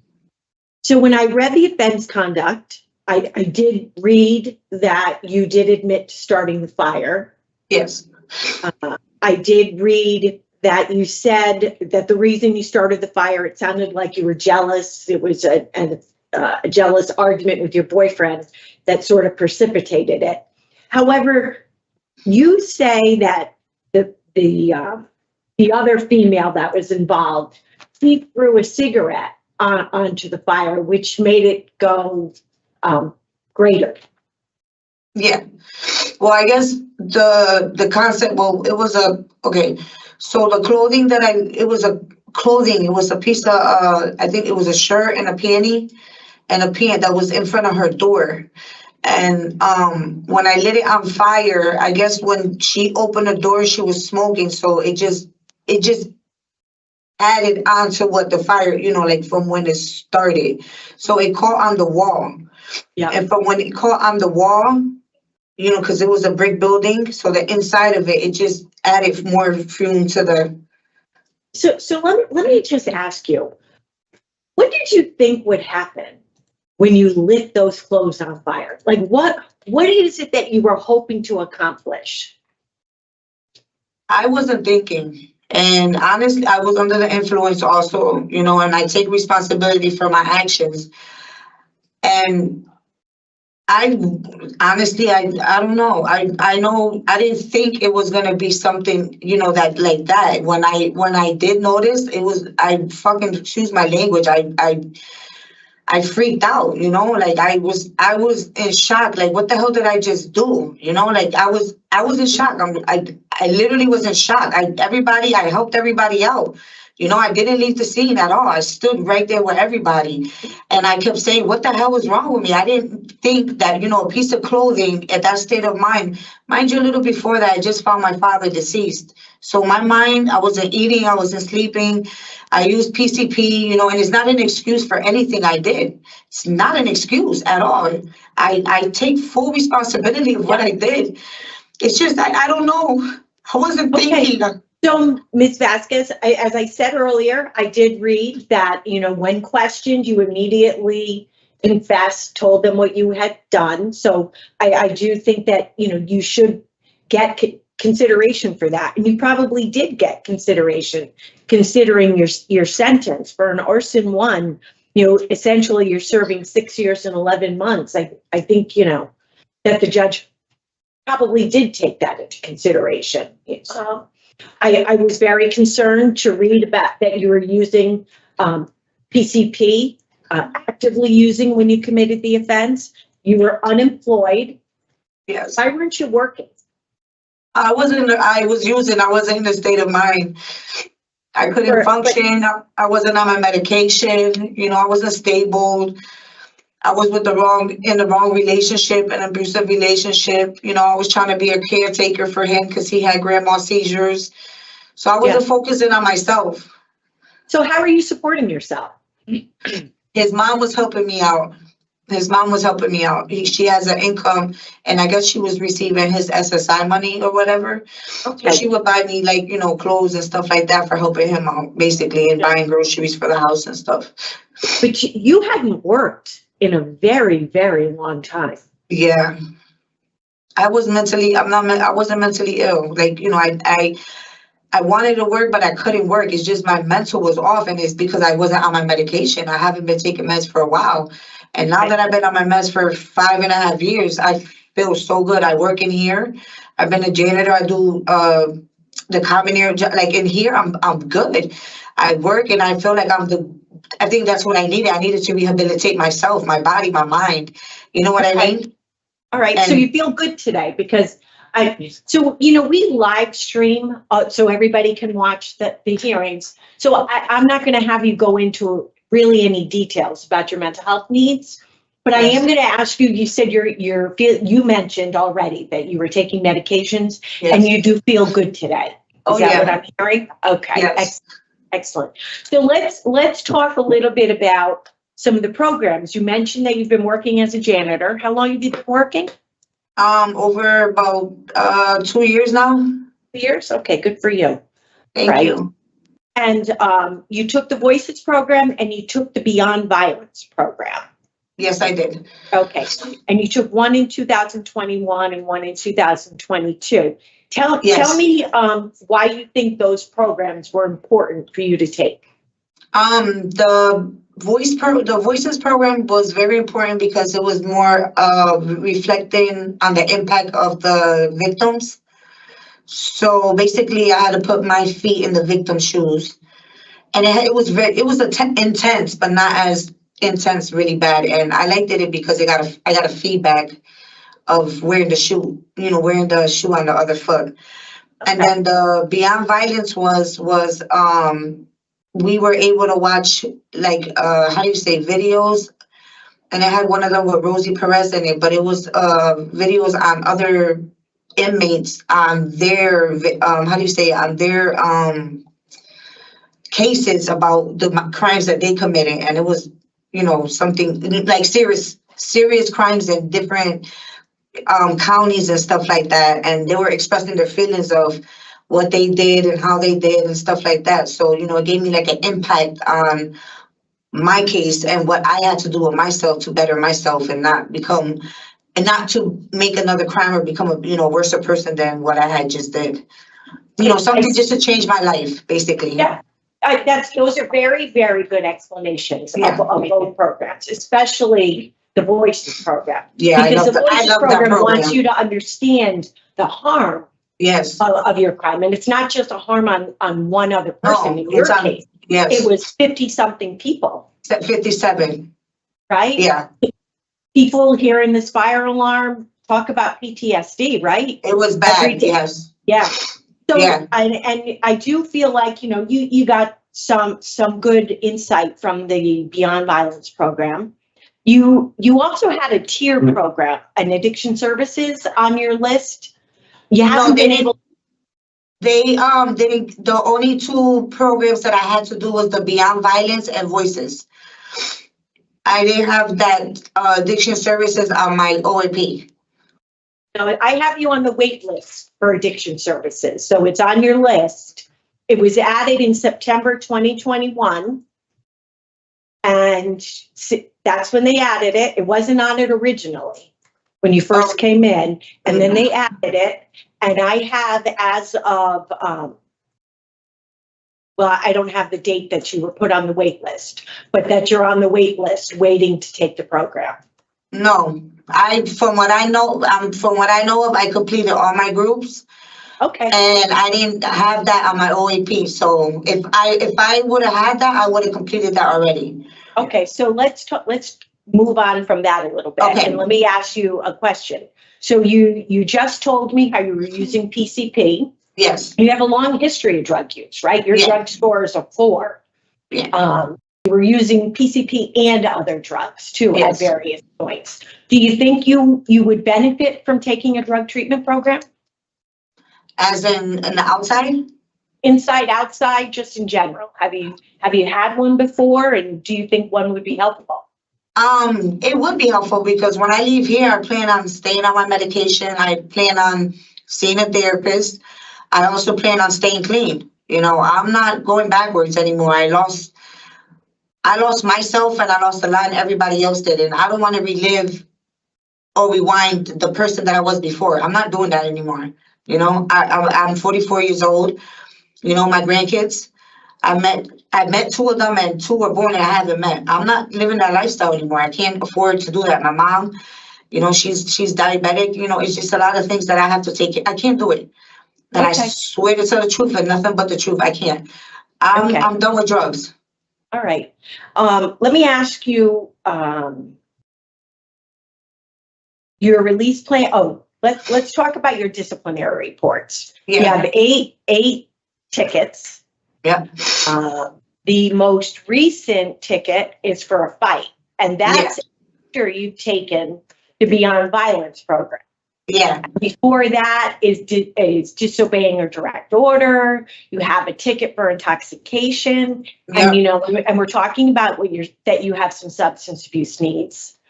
So and I'm just going back to 2020. So why do you think you're having so many troubles getting along at the prison and following? Well, no, it's hard in here. It's very hard in here. Well, it's not supposed to be easy. I know. Yeah. I get picked on a lot, and the fights that I have gotten, I'm quiet. I stay in my room. I mind my business. And, there's girls that are bullies in here. The last recent fight that I had, girl, she smacked my face. I tried not to retaliate, and it was in the bathroom. I was scared and I was brushing my teeth and she just attacked me. So I fought back and they called the code and I went to say, they put me in pending investigation. And yes, I did hit back and I take responsibility for that too. I didn't know what else to do. It was two black girls that were in the bathroom and she was the one that smacked me and her friend was there. I thought the girls were going to jump me. So my defense was to hit back. And they couldn't really tell who did what first because it was in the bathroom and there's no cameras in the bathroom. And the two officers. So like every fight that I did have wasn't me picking the fight. It was me defending myself. I'm not a problem starter in here. I was just trying to get by my time. Because it's important when we talk about Yes. we use the term offender change, right? Yes. So we want to see how you've progressed in terms of how you handle situations. For you especially, how you handle anger. Yes. This charge, you were angry. Yes. You were not thinking correctly. You were being reckless. So our job today is to kind of see how you manage those feelings, those behaviors. Yes. What about the intoxication ticket? So the intoxication ticket was, when I came in here, I signed up for Suboxone. And so since I didn't come in Suboxone, they couldn't put me on it. So the lady approved me and told me that I was able to get on Suboxone 2 weeks before I left. And it was because I told her, my addiction for also, pills and stuff like that. So I also go to NA and I did AA for a little bit. And then I really transferred over to NA because NA is what I really needed. And so when I got up with the two directors and, going to the classes and stuff like that, they approved me, they were going to put me on it, whatever. And then the lady said, well, we'll figure it out 2 weeks after, 2 weeks before you leave. So, prior to that, I said, okay, well, I can do that. So, I don't know what got into me. One of the girls came in with Suboxone and stuff like that. And I ended up taking a piece of Suboxone. And I guess 8 of the girls got into like a big thing in one of the other buildings. And I guess the COs, locked us down and found some other stuff over there with the girls. So I guess they ended up, telling on us. I guess I'm missing the point a little bit. You've been incarcerated since 2019. Yeah. And in 2022, you decide to use Suboxone. I just don't know why you felt it. I was just thinking maybe helpful. Why it was. It was just me not thinking, but it was me also thinking that maybe by me getting that urine, I can actually get on it before the time that I leave. You know what I mean? Because they done it before here, but it was a stupid mistake because it didn't help me out at all. You know what I mean? So okay. So it was. Yeah, thinking through what the consequences of the situation would be. Right. It was like if you're testing positive for Suboxone, where did they know you didn't come in with it. Well, no, they didn't. But yeah. So, but I was honest. I was honest with them at the end of the day because I don't lie. I can't be going around the bush lying about stuff like that anyway. So you do seem to own up. I always do the things. All right. So you're talking about you want to go to a halfway house. Mm-hmm. Okay. And that you'll look for employment because you haven't worked in a while. So your plan is to look for employment. Mm-hmm. Yes. All right. All right. Any thoughts about getting your GED? I was trying to get it here and then COVID came. My teacher, she had a baby, then she left. And then it was just too much commotions. We got raided here for, a person that brought in a lot of drugs. It got shut down for a while. So basically it was like non-functionable. I couldn't focus in school with the right teachers, and then the girls fighting in there all the time, going to codes and stuff like that. So I will do it on the outside. Yes, I will. So, you have not had you don't have a good track record Right. doing well on probation or parole in the community. Your criminal history is basically misdemeanors, but it's a lot of non-compliance too. It's, violation of probation. It's all violation of probation that goes along with the charge. You have one felony. So why do you think that you would do well on parole? I think because I'm on my meds for a while now, like I'm different. I can't express myself any more than what I have. I'm clear-minded. Spent 5.5 years I've been clean and sober. This is the longest I ever been clean and sober, really, except for that incident. But I'm a different person. I grown up. I got grandkids. Like, I got a family to worry about. My kids need me, All right. Well, thank you, Ms. Vazquez. I have nothing further. Thank Thank you. you very much. Mr. Paul? No questions? Okay. All right, Ms. Vazquez, I'm happy to hear that you appreciate just how serious this offense was. You displaced so many people. And, what you described as a loss of paperwork, I'm hoping it's just a poor choice of words, because some people lost lifetime More than memories. this. Yes, I know. More than just paperwork. Okay, yeah. Yes. And then there's probably a lot of people angry. You don't want to see you released as a result of this, but PCP will do that to your Yes. brain. You will make horrible choices and not think things through. So I hope at the very least you've learned to think through. If I do this, this could be the possible outcome, right? All possible scenarios. I wish you would have taken a more formal drug program myself. How often do you go to meetings there? We go every Tuesday at 1:30 to 2:30. Okay, so it's only, Well, is it only that's once a week? just for the NA. They only hold it once a week. Okay, all Yeah. right. And I'm sorry if you mentioned this. Did you have you spoken to a sponsor? They haven't had sponsors here. I think a lot of them, the Okay. only sponsor they had was for for AA. They didn't have a sponsor yet for NA because I think they actually put a new person. The guy that was doing NA was Mr. Milton. Okay, Yeah, All right. so I'll find a sponsor. I'm not I'm on to finding somebody to do that. But for now, I'm just going to the groups every day. Every Tuesday, I go Okay. from 1:30 to 2:30. and this new relationship you're in, you're sure that's a good relationship? Huh? The new relationship that you're in. I've been fine with her. Well, she's got some troubles with the law. Are you aware? Yeah, well, kind of. Yes, mean- ma'am. That makes me question your judgment, if I'm being perfectly honest. You need to go out there, do the right thing, focus on yourself and your recovery. And You I'm can't be gonna- distracted by other people's issues with drugs. you're right, and I'm not going to. She knows. I'm not going. My plan for me is for me and my kids. If she's gonna make that mistake, she's gotta go. I'm not dragging along baggage. I'm sorry. She knows that. I've been here too long and going through hell to get back home. I know she has a bad addiction, and that addiction isn't my addiction, and I'm not even going to pick up any addiction for anybody. Right, but remember that, well, if you took a program, the first thing you would have learned is people, places, and things. Right, You have to new be people, careful places, about the and things. people that you surround Yes. yourself with. I You know. can't afford to be surrounded by people who are dealing in drugs, Right. all right? And I'm open yes, I know. I've been thinking so hard about this. Yeah. All right, give us a few minutes to discuss your case. After our deliberation, we'll give you our decision. Thank you. Ms. Smith, Mary?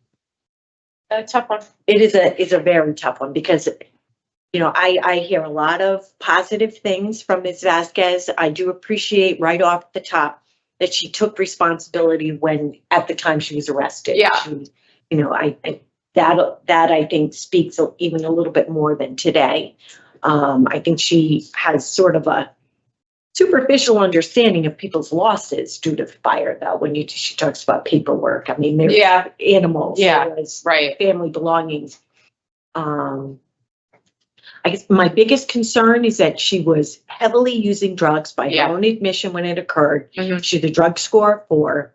She has addiction services on her OAP, which she has been unable to take. Right. And the last, you know, she hasn't had a program since 2021 and 2022. And she's a short time to end a sentence. Right.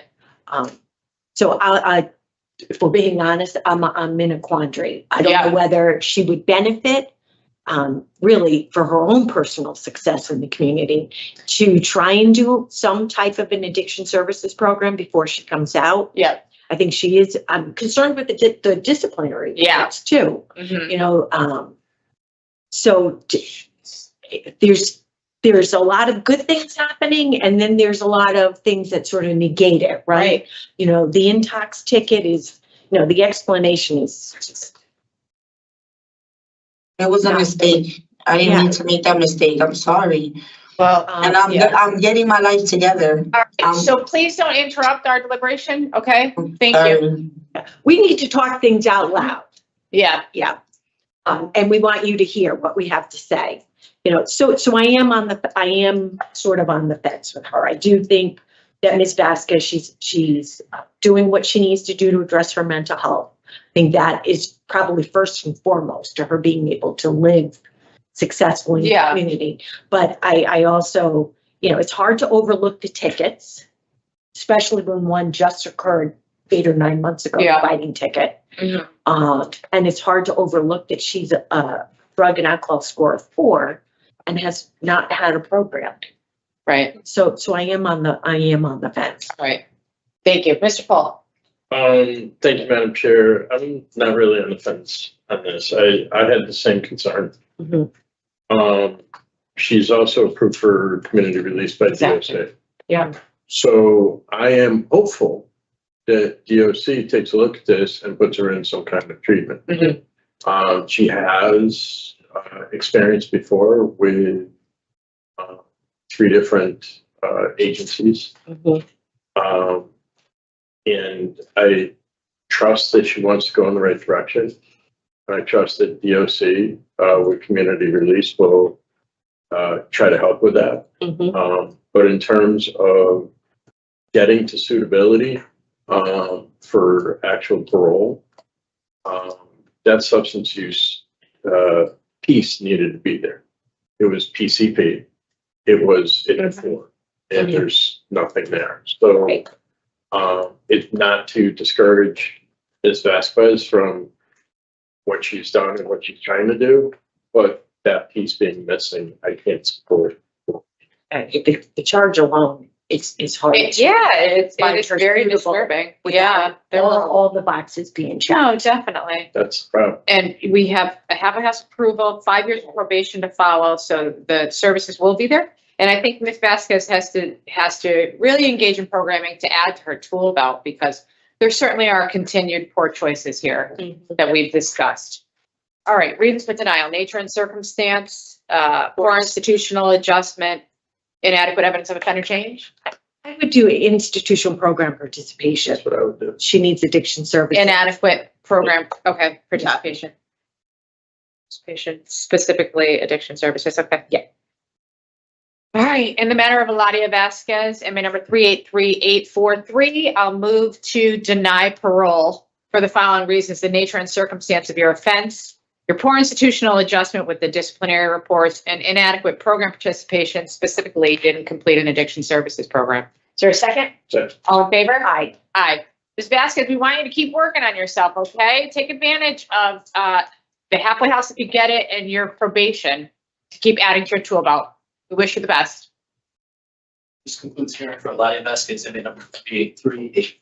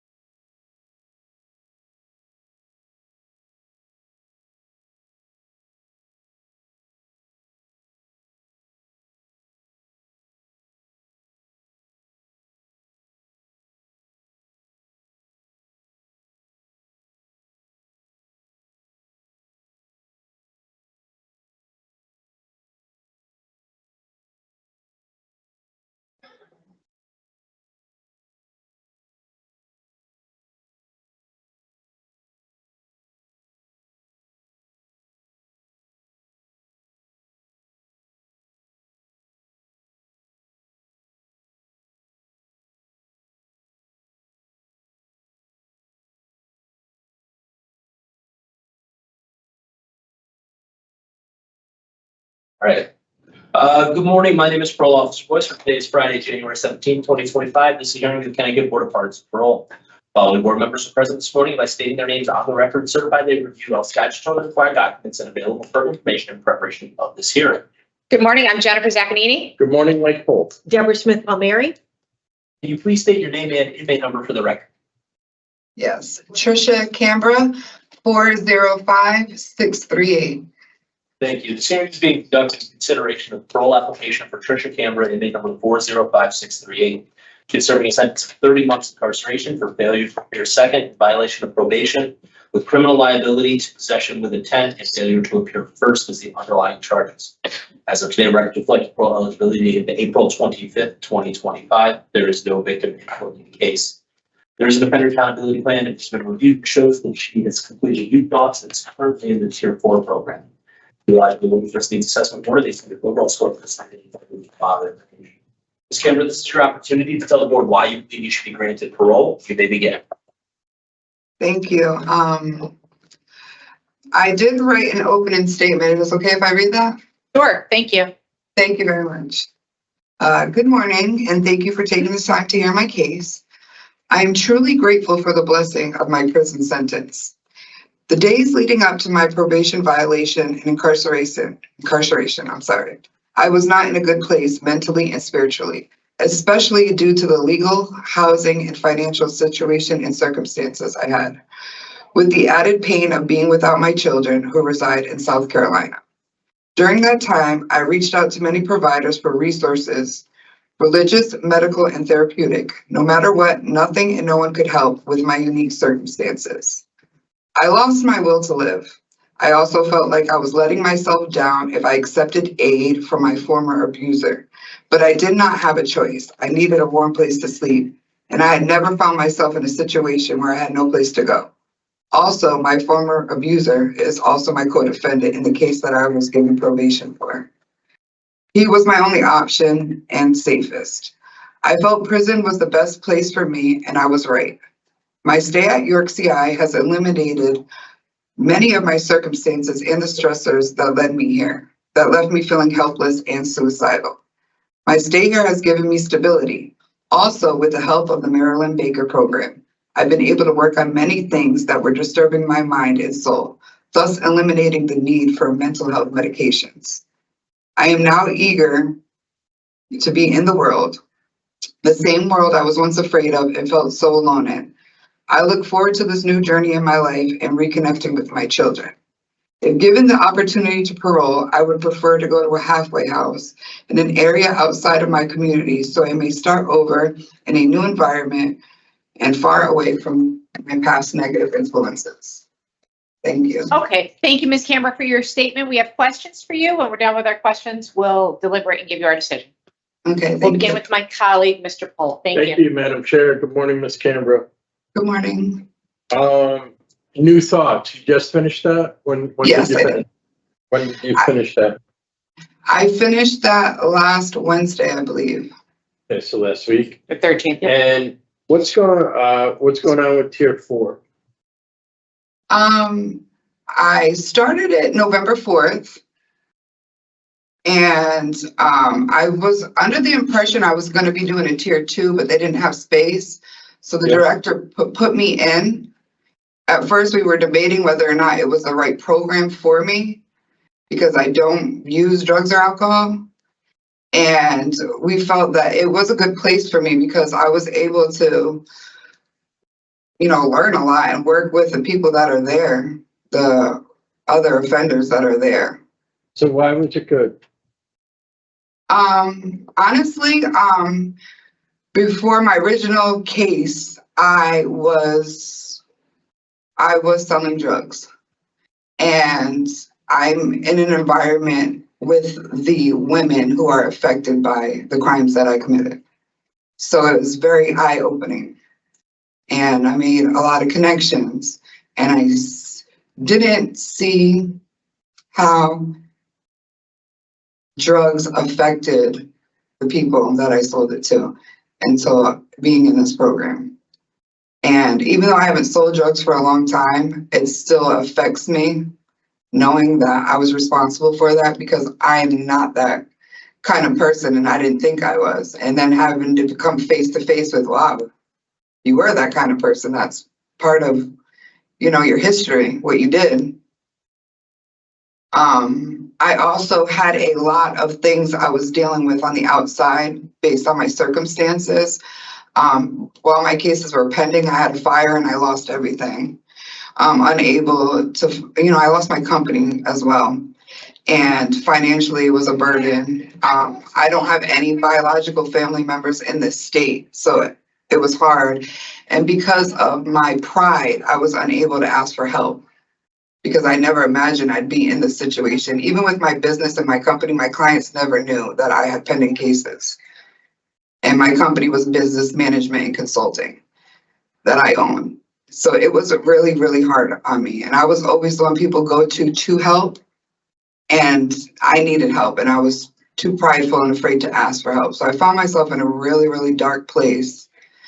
And to the point where I didn't want to live anymore. I brought myself to the hospital because of this and sought help for this, but I needed to be here.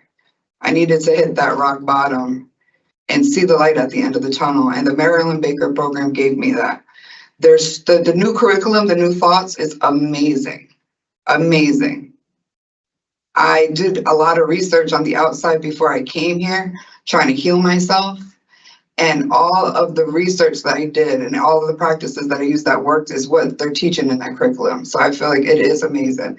I have a large spiritual online community on the outside. I just didn't have one locally that I could get aid from. So I've been working on my healing for many, many years now. And I just needed a place where I could actually sit down, not have to worry about where my next meal was coming from, not worrying about where I was going to sleep. And to be able to have that, and then in a positive environment where everybody is focusing on healing, the same thing that I've been working on, it was just a godsend and a blessing, and I'm truly grateful for it. So I just want to, I appreciate all of that. I just want to go back though. You're a substance use 4. Yeah. And I have alcohol, marijuana, and cocaine in your past. I believe that the positive cocaine that was in my positive test that I have was not from using. It was from handling it and being around those using it. The alcohol, I did have a DUI and I wasn't aware that I wasn't allowed to drink. And I did have a drink at the casino one night. I just was not aware. So I did have a positive alcohol testing during probation and cocaine. So how people that you're around, how were they using cocaine? They were smoking it, crack smokers.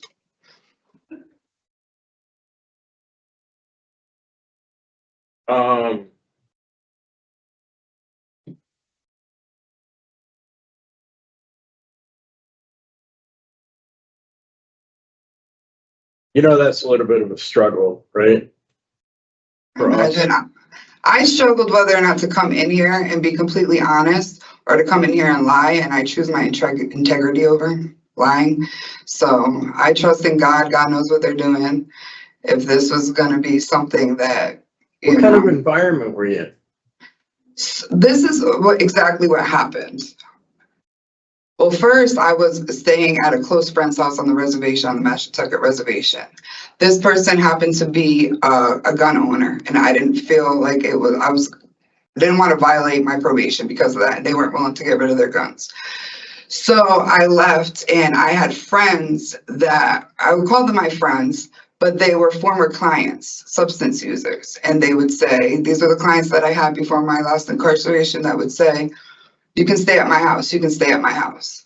And I was around it. And it didn't feel uncomfortable to me because I was used to seeing it from all the times that I was selling it and making it, cooking it. And I did this on and off for years as my co-defendant was a really large drug dealer in the area in the New London County area.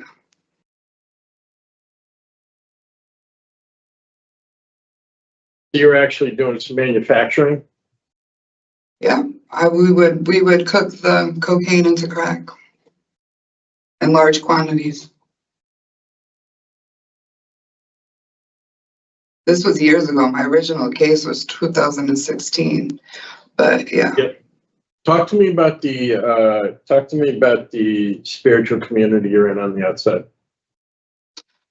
It's called what they call in the news, talks about a lot now, is New Age. I wouldn't necessarily call it that way, but a lot of the things in New Thoughts is pretty much what we teach and we practice. How to retrain your mind and work on the healing of your inner child, work through the traumas, not so much based on where you're at, but how did you get there? Be more aware of your feelings. A lot of meditation practices are in it. It's, being interconnected, understanding who you are. Forgiveness is a huge part of it. Gratitude is a huge part of it. So a lot of the stuff that you're learning in Maryland Baker. Yes, and I just started the first class ever that they had of it in the Maryland Baker program and graduated it. And it's exactly everything that I was learning and working with my spiritual community on the outside. So I think it's amazing, amazing, amazing.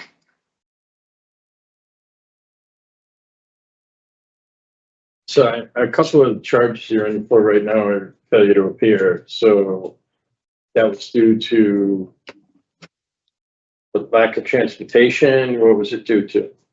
I honestly, after I got out of the hospital for suicidal thoughts, I just felt like, I know this might sound crazy, but I felt like I needed to be in prison. I felt like that was the place that I needed to be. And that's what God was telling me. And I just said, okay. And I surrendered. And I was like, well, how am I going to do that? I'm just not going to check into probation. They knew where I was at. My probation officer knew my situation. I stood temporarily in another county, and he would transferred it over. And at that point that he transferred it over, I could no longer stay because they were in a housing situation, a public housing. And I did not ever check into the new probation. I went with my co-defendant, who was very clear with probation. I believe we had the same probation officer, letting them know that I was staying there and I was just waiting for the warrant to come. It felt like it was the easiest thing. I'd have a place to stay and I would finally get these cases behind me because it's been a big black cloud over me for a long time.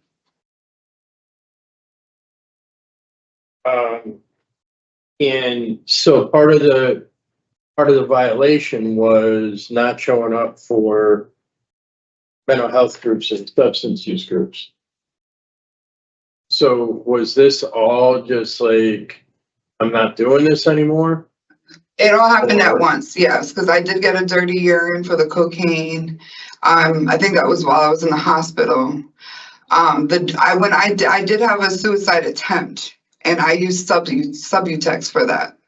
So that was on record for being in my system, because after it didn't work, I went to the hospital, and I was like, this is God. God said, because I took 9 Subutex pills, and it didn't work. And I said, all right, I'm going to fight. Sorry. Okay. When you want to come out to a halfway house in New Haven, right?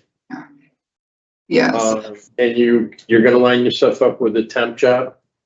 Yes, because ultimately I want to be in South Carolina with my kids. Two of my children are adults and they want to work for me. So I want to start some type of business consulting agency down there in South Carolina with my children. So I don't want to get too attached to anything here in Connecticut, but definitely temporarily, and maybe working in the community. I like volunteering.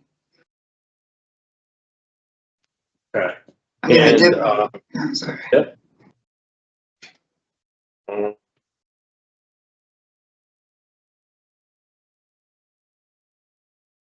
And last question, when does tier 4 end? It's gonna go hand in hand right at around the same time that if I were to be granted parole at my release date.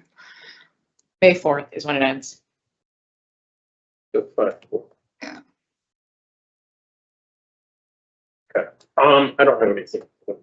Thank you. Yeah. Ms. Cambra, I just want to clarify a few things. Yes. Your co-defendant, who you said was abusive, is that Rashim? Yes. Where is he? Where do you stand with him now? We communicate. He does help me financially, but we're not in a relationship. We haven't been for over a decade. So you described him as a positive support for you to the DOC staff and said he would be getting you an apartment. I guess I don't understand how he could be a positive support if he's abusive to you. And you also called him your spouse. Are you married? Your spouse? No, I'm not married. I don't have a spouse. I've Okay. never been married. That must have been an error.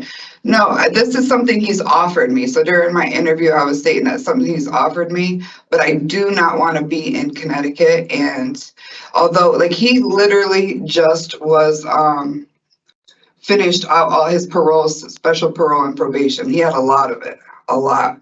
And Yeah. It's been many years coming. So he's done very, very well for himself. And I'm very proud of him. He's been out of trouble. He's been working. He's not in that lifestyle. Hasn't been for many, many years. It's crazy how the tables have turned with me and him because he's in a very stable position and he was always the unstable one. He's not the same person he was before, and I give that to him. That's why I say my former abuser. We do co-parent, we have that relationship for our children, but it's also like family, almost like a brother, very close. But I know as a relationship it's very toxic. He has his own place. He's offered to help me out in that way. I really don't want it because I don't want to feel Right, so you're obligated. contradicting yourself because when you're telling the Yeah. staff at DOC that he's going to set you up with an apartment when you're released, and you just told us you want to go to South Carolina to be with a couple of your children. I mean, what's your plan? No, I stated in the interview that he offered that and I hadn't decided yet.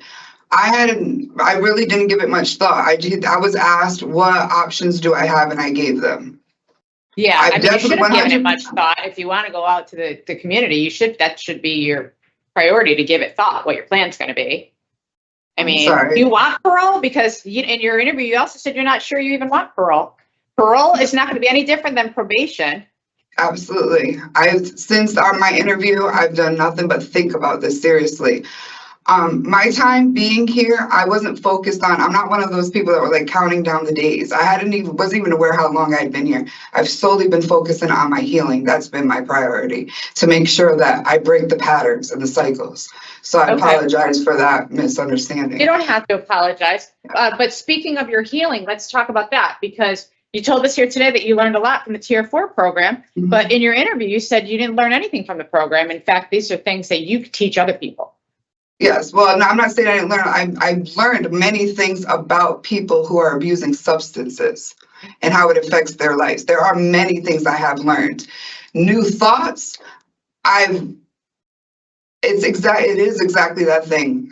When I am done with a class or a group, because I participate a lot, when we're on rec time, many of the inmates come to me for guidance and understanding. Yeah. Like this is what I do teach on the outside. And even throughout my whole life, people have always gravitated for me for words of advice and direction. And that's why it was so hard for me when I found myself in this predicament, because I never saw myself being the one who would need the words of advice and direction, because I'm the one who always gives it. So it was very Yeah. eye-opening, but it still doesn't stop me. I'm always going to be that person that's always going to try to help somebody. And I think look we're at, getting off topic here. yeah, We're getting off topic. So I'm gonna ask you to focus. I'm gonna Okay. redirect you. thank you. I find it hard to believe that you tested positive on 3 different occasions in 3 different months for cocaine and you were not using.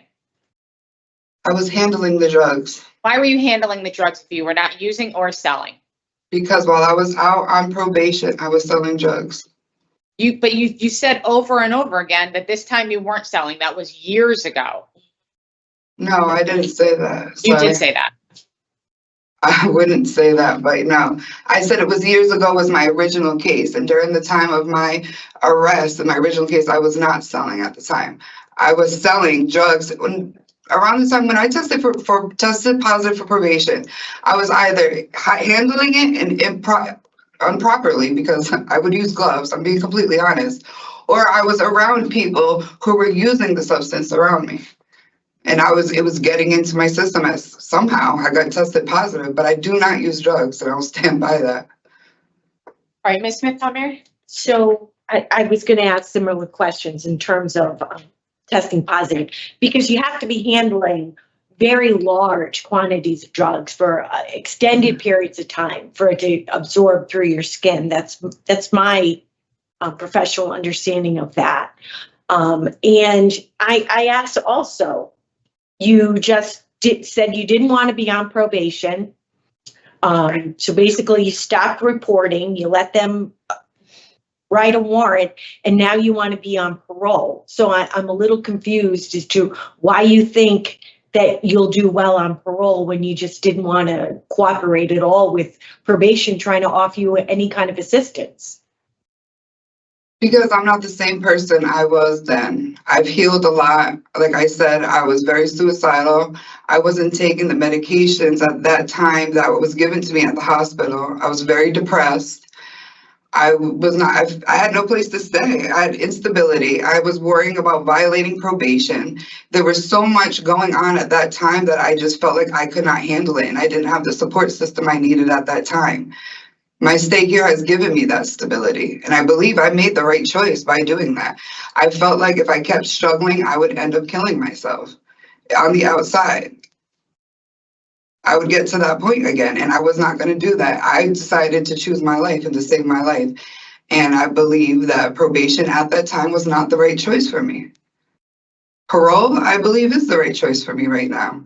I know that I'm in that space, and I know that if I'm not around people, which I do have the control over my own choices, but I won't have to deal with any type of temptation or falling back into old patterns. Like, I don't know anyone in this county that does not have to do with drugs.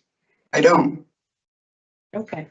All right. Thank you. I have no other questions. Okay, so give us some time to discuss your case. We're going to deliberate and we'll come back to you with our decision. Okay, thank you very Paul. much. Thank you, Madam Chair. I know there's some mixed feelings on this, questioning and stuff like that. Definitely. What's important for me is that Ms. Cambra takes tier 4 and finishes it. The other thing that is concerning is that it's a flat sentence with no supervision to follow. The release plan that she's presented today is a temporary job in New Haven because she wants to move back to South Carolina. I'm open to hearing what the members of the board have to say. I would not be willing to grant parole today. Certainly, we can talk maybe about a rehear, but there's a lot of inconsistencies in her plan and her explanations.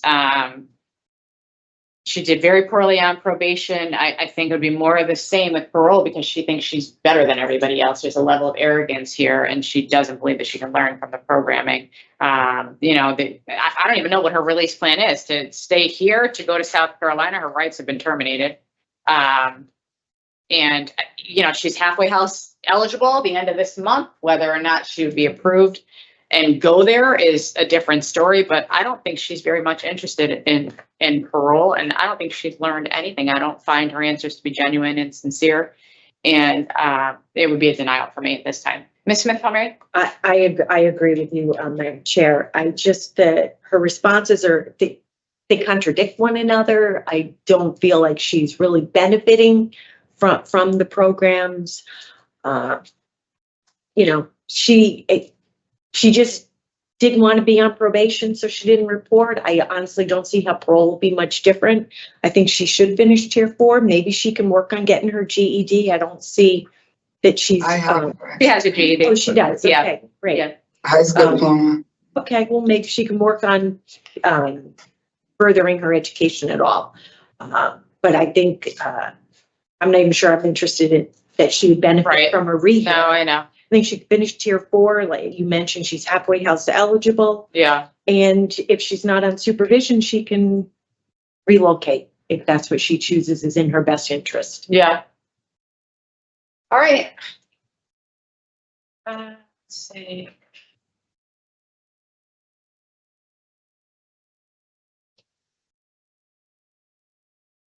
Performance on probation, current offense committed on probation. And Yeah, oh, sorry. Offended- I'm just looking at the separate change. change. All right, inadequate evidence of offender change, poor performance on probation. I'm sorry, what was and it? The current offense committed while on probation. I mean, They're one and the same. I would pick one, yeah. I'd say poor performance is more important. All right,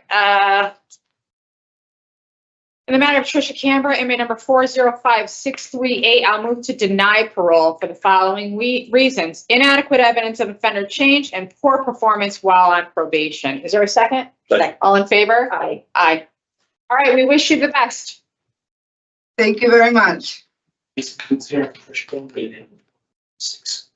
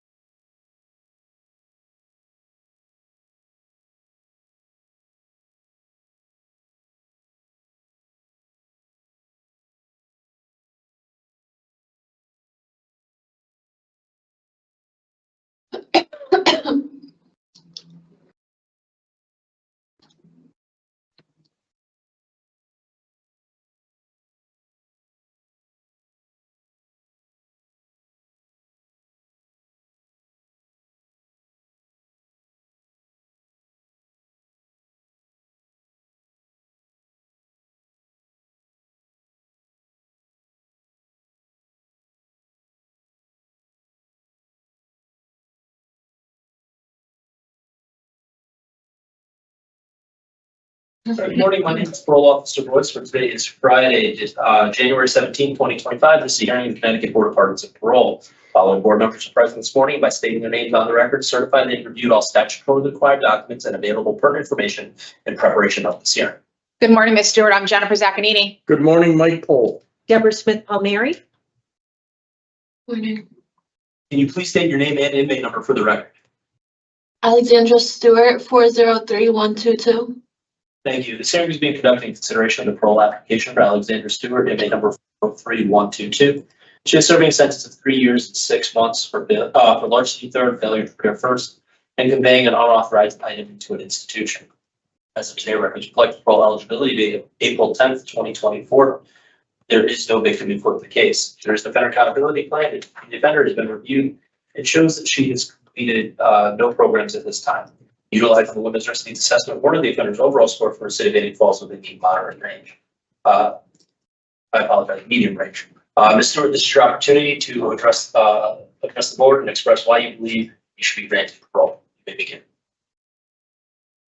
Well, I've been out of trouble for the past 2 years that I've been here. I have kids that I need to reunite with, and I'd really like to go forth with going to therapy and stabilizing my mental health and just getting on with my life. Thank you, Ms. Stewart, for your statement. So you've been here before. You were before us 6 months ago. I was actually on that panel. And, you know, we gave you the rehear because we wanted you to have additional time to do programming. I understand you weren't able to do any programming.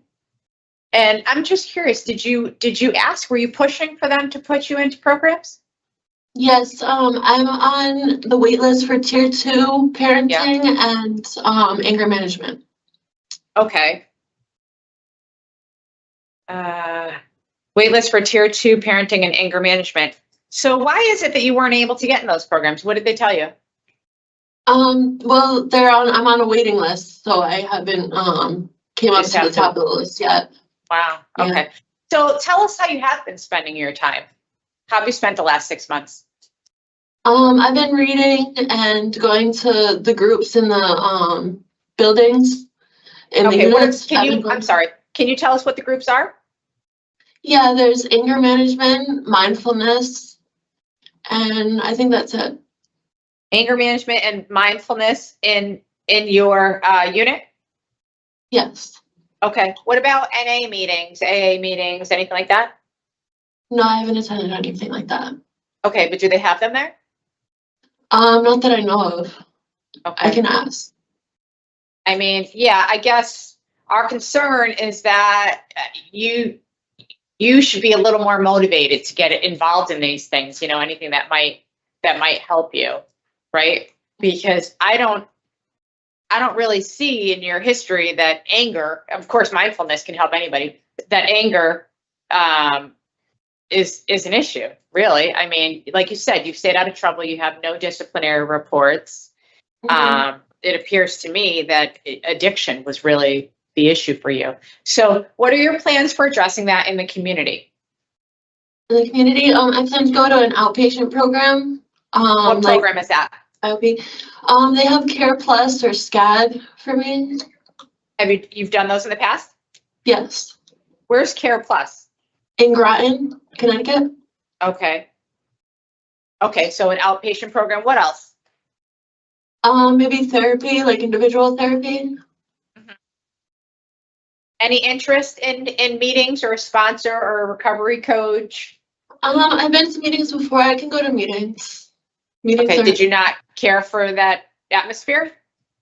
I just didn't come to mind really. I have been out of like doing things like that for a long time, but no, it's a good atmosphere for me. I can do that. Okay, so let's talk about that. Why have you been out of those types of things for a long time? Because clearly substances were an issue for you. Why did you stop going? I was homeless for a while and transportation was an issue. And now I know that they have transportation for me. I can just call a hotline, I guess. Ooh, so I learned that I can do.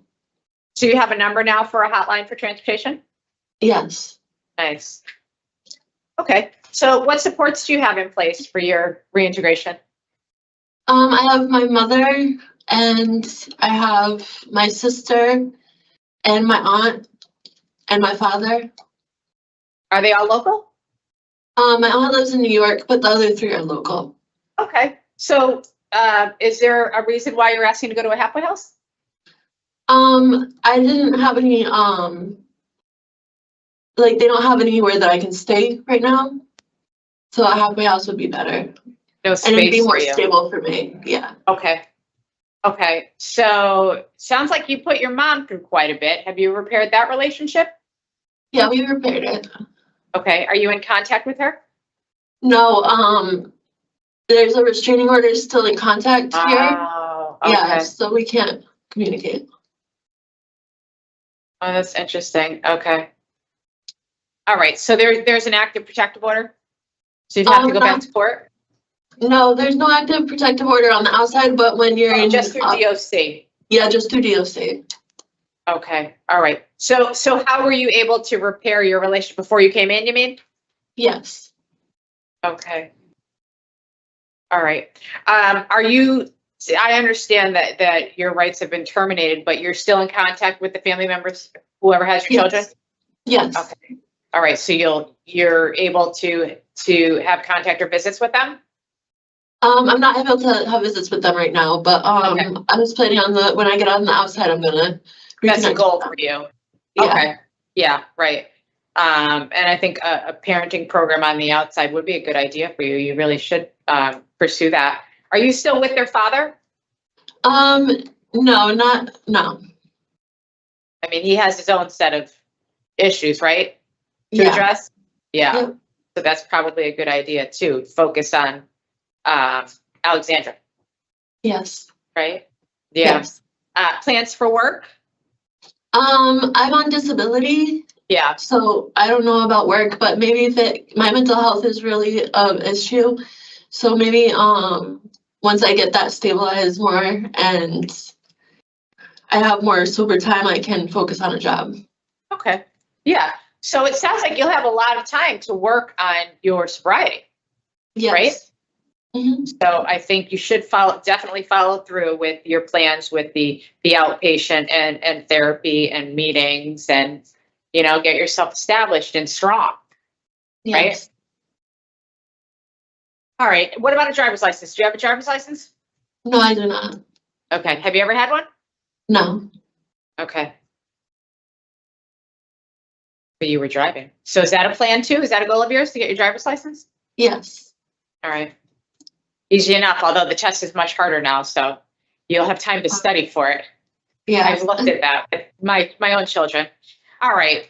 Thank you for speaking with me. I'm going to turn it over to my colleagues. Ms. Smith, Thompson. Thank you. So, Ms. Stewart, you also have probation in Rhode Island. Have you been in contact with Rhode Island at all? No, they told me once I get released to contact them. Okay. All right. Do you know what some of the conditions for that Rhode Island probation are? No, not yet. Not yet? Okay. Not yet. And I'm happy to hear that you've reached out and you have a sense of where you need to go for treatment. If you already answered this, I'm sorry. Have you been to Care Plus before? Yes, I have. You do. So you know they do those wraparound services? Yes. Okay. All right. All right. All right. I have no other questions. Thank you. Ms. Wolf, thank you. All right. So it really does appear that Ms. Stewart has a plan for her release. And unfortunately, she wasn't able to take the program because she's sitting on a waiting list. But, we did rehear this case and it looks like she's had some time to continue to work on herself in groups within the unit. And I would be willing to give her an opportunity to go to a halfway house to engage in further treatment while on parole. It's a flat sentence as well. Ms. Palmer? I agree. Okay. I think she's, like you said, on a waiting list. It's unfortunate she hasn't gotten the program. But I do think it's important that she's already looked into what services are available to her in the Definitely. community. I think it speaks to her motivation. Yeah. And wanting to do well. All right. I don't have, the mom, but do you think we should put it as a condition or? No. All right. All right. In the matter of Alexandra Stewart, inmate number 403122, I'll move to grant parole effective today, January 17th, 2025, with the following additional conditions. Halfway house placement, parole to a halfway house, mental health treatment with medication compliance. What are our thoughts on alcohol? I did not have alcohol. No. I had it as an issue. Has alcohol been a problem for you? When I was really, really young, Oh, it but was. not any recently. Okay, fine. So we could leave that alone. Halfway house mental health treatment and no driving without your parole officer's permission. Is there a second? Second. All in favor? Aye. Aye. All right. Do you have questions? No, I do not.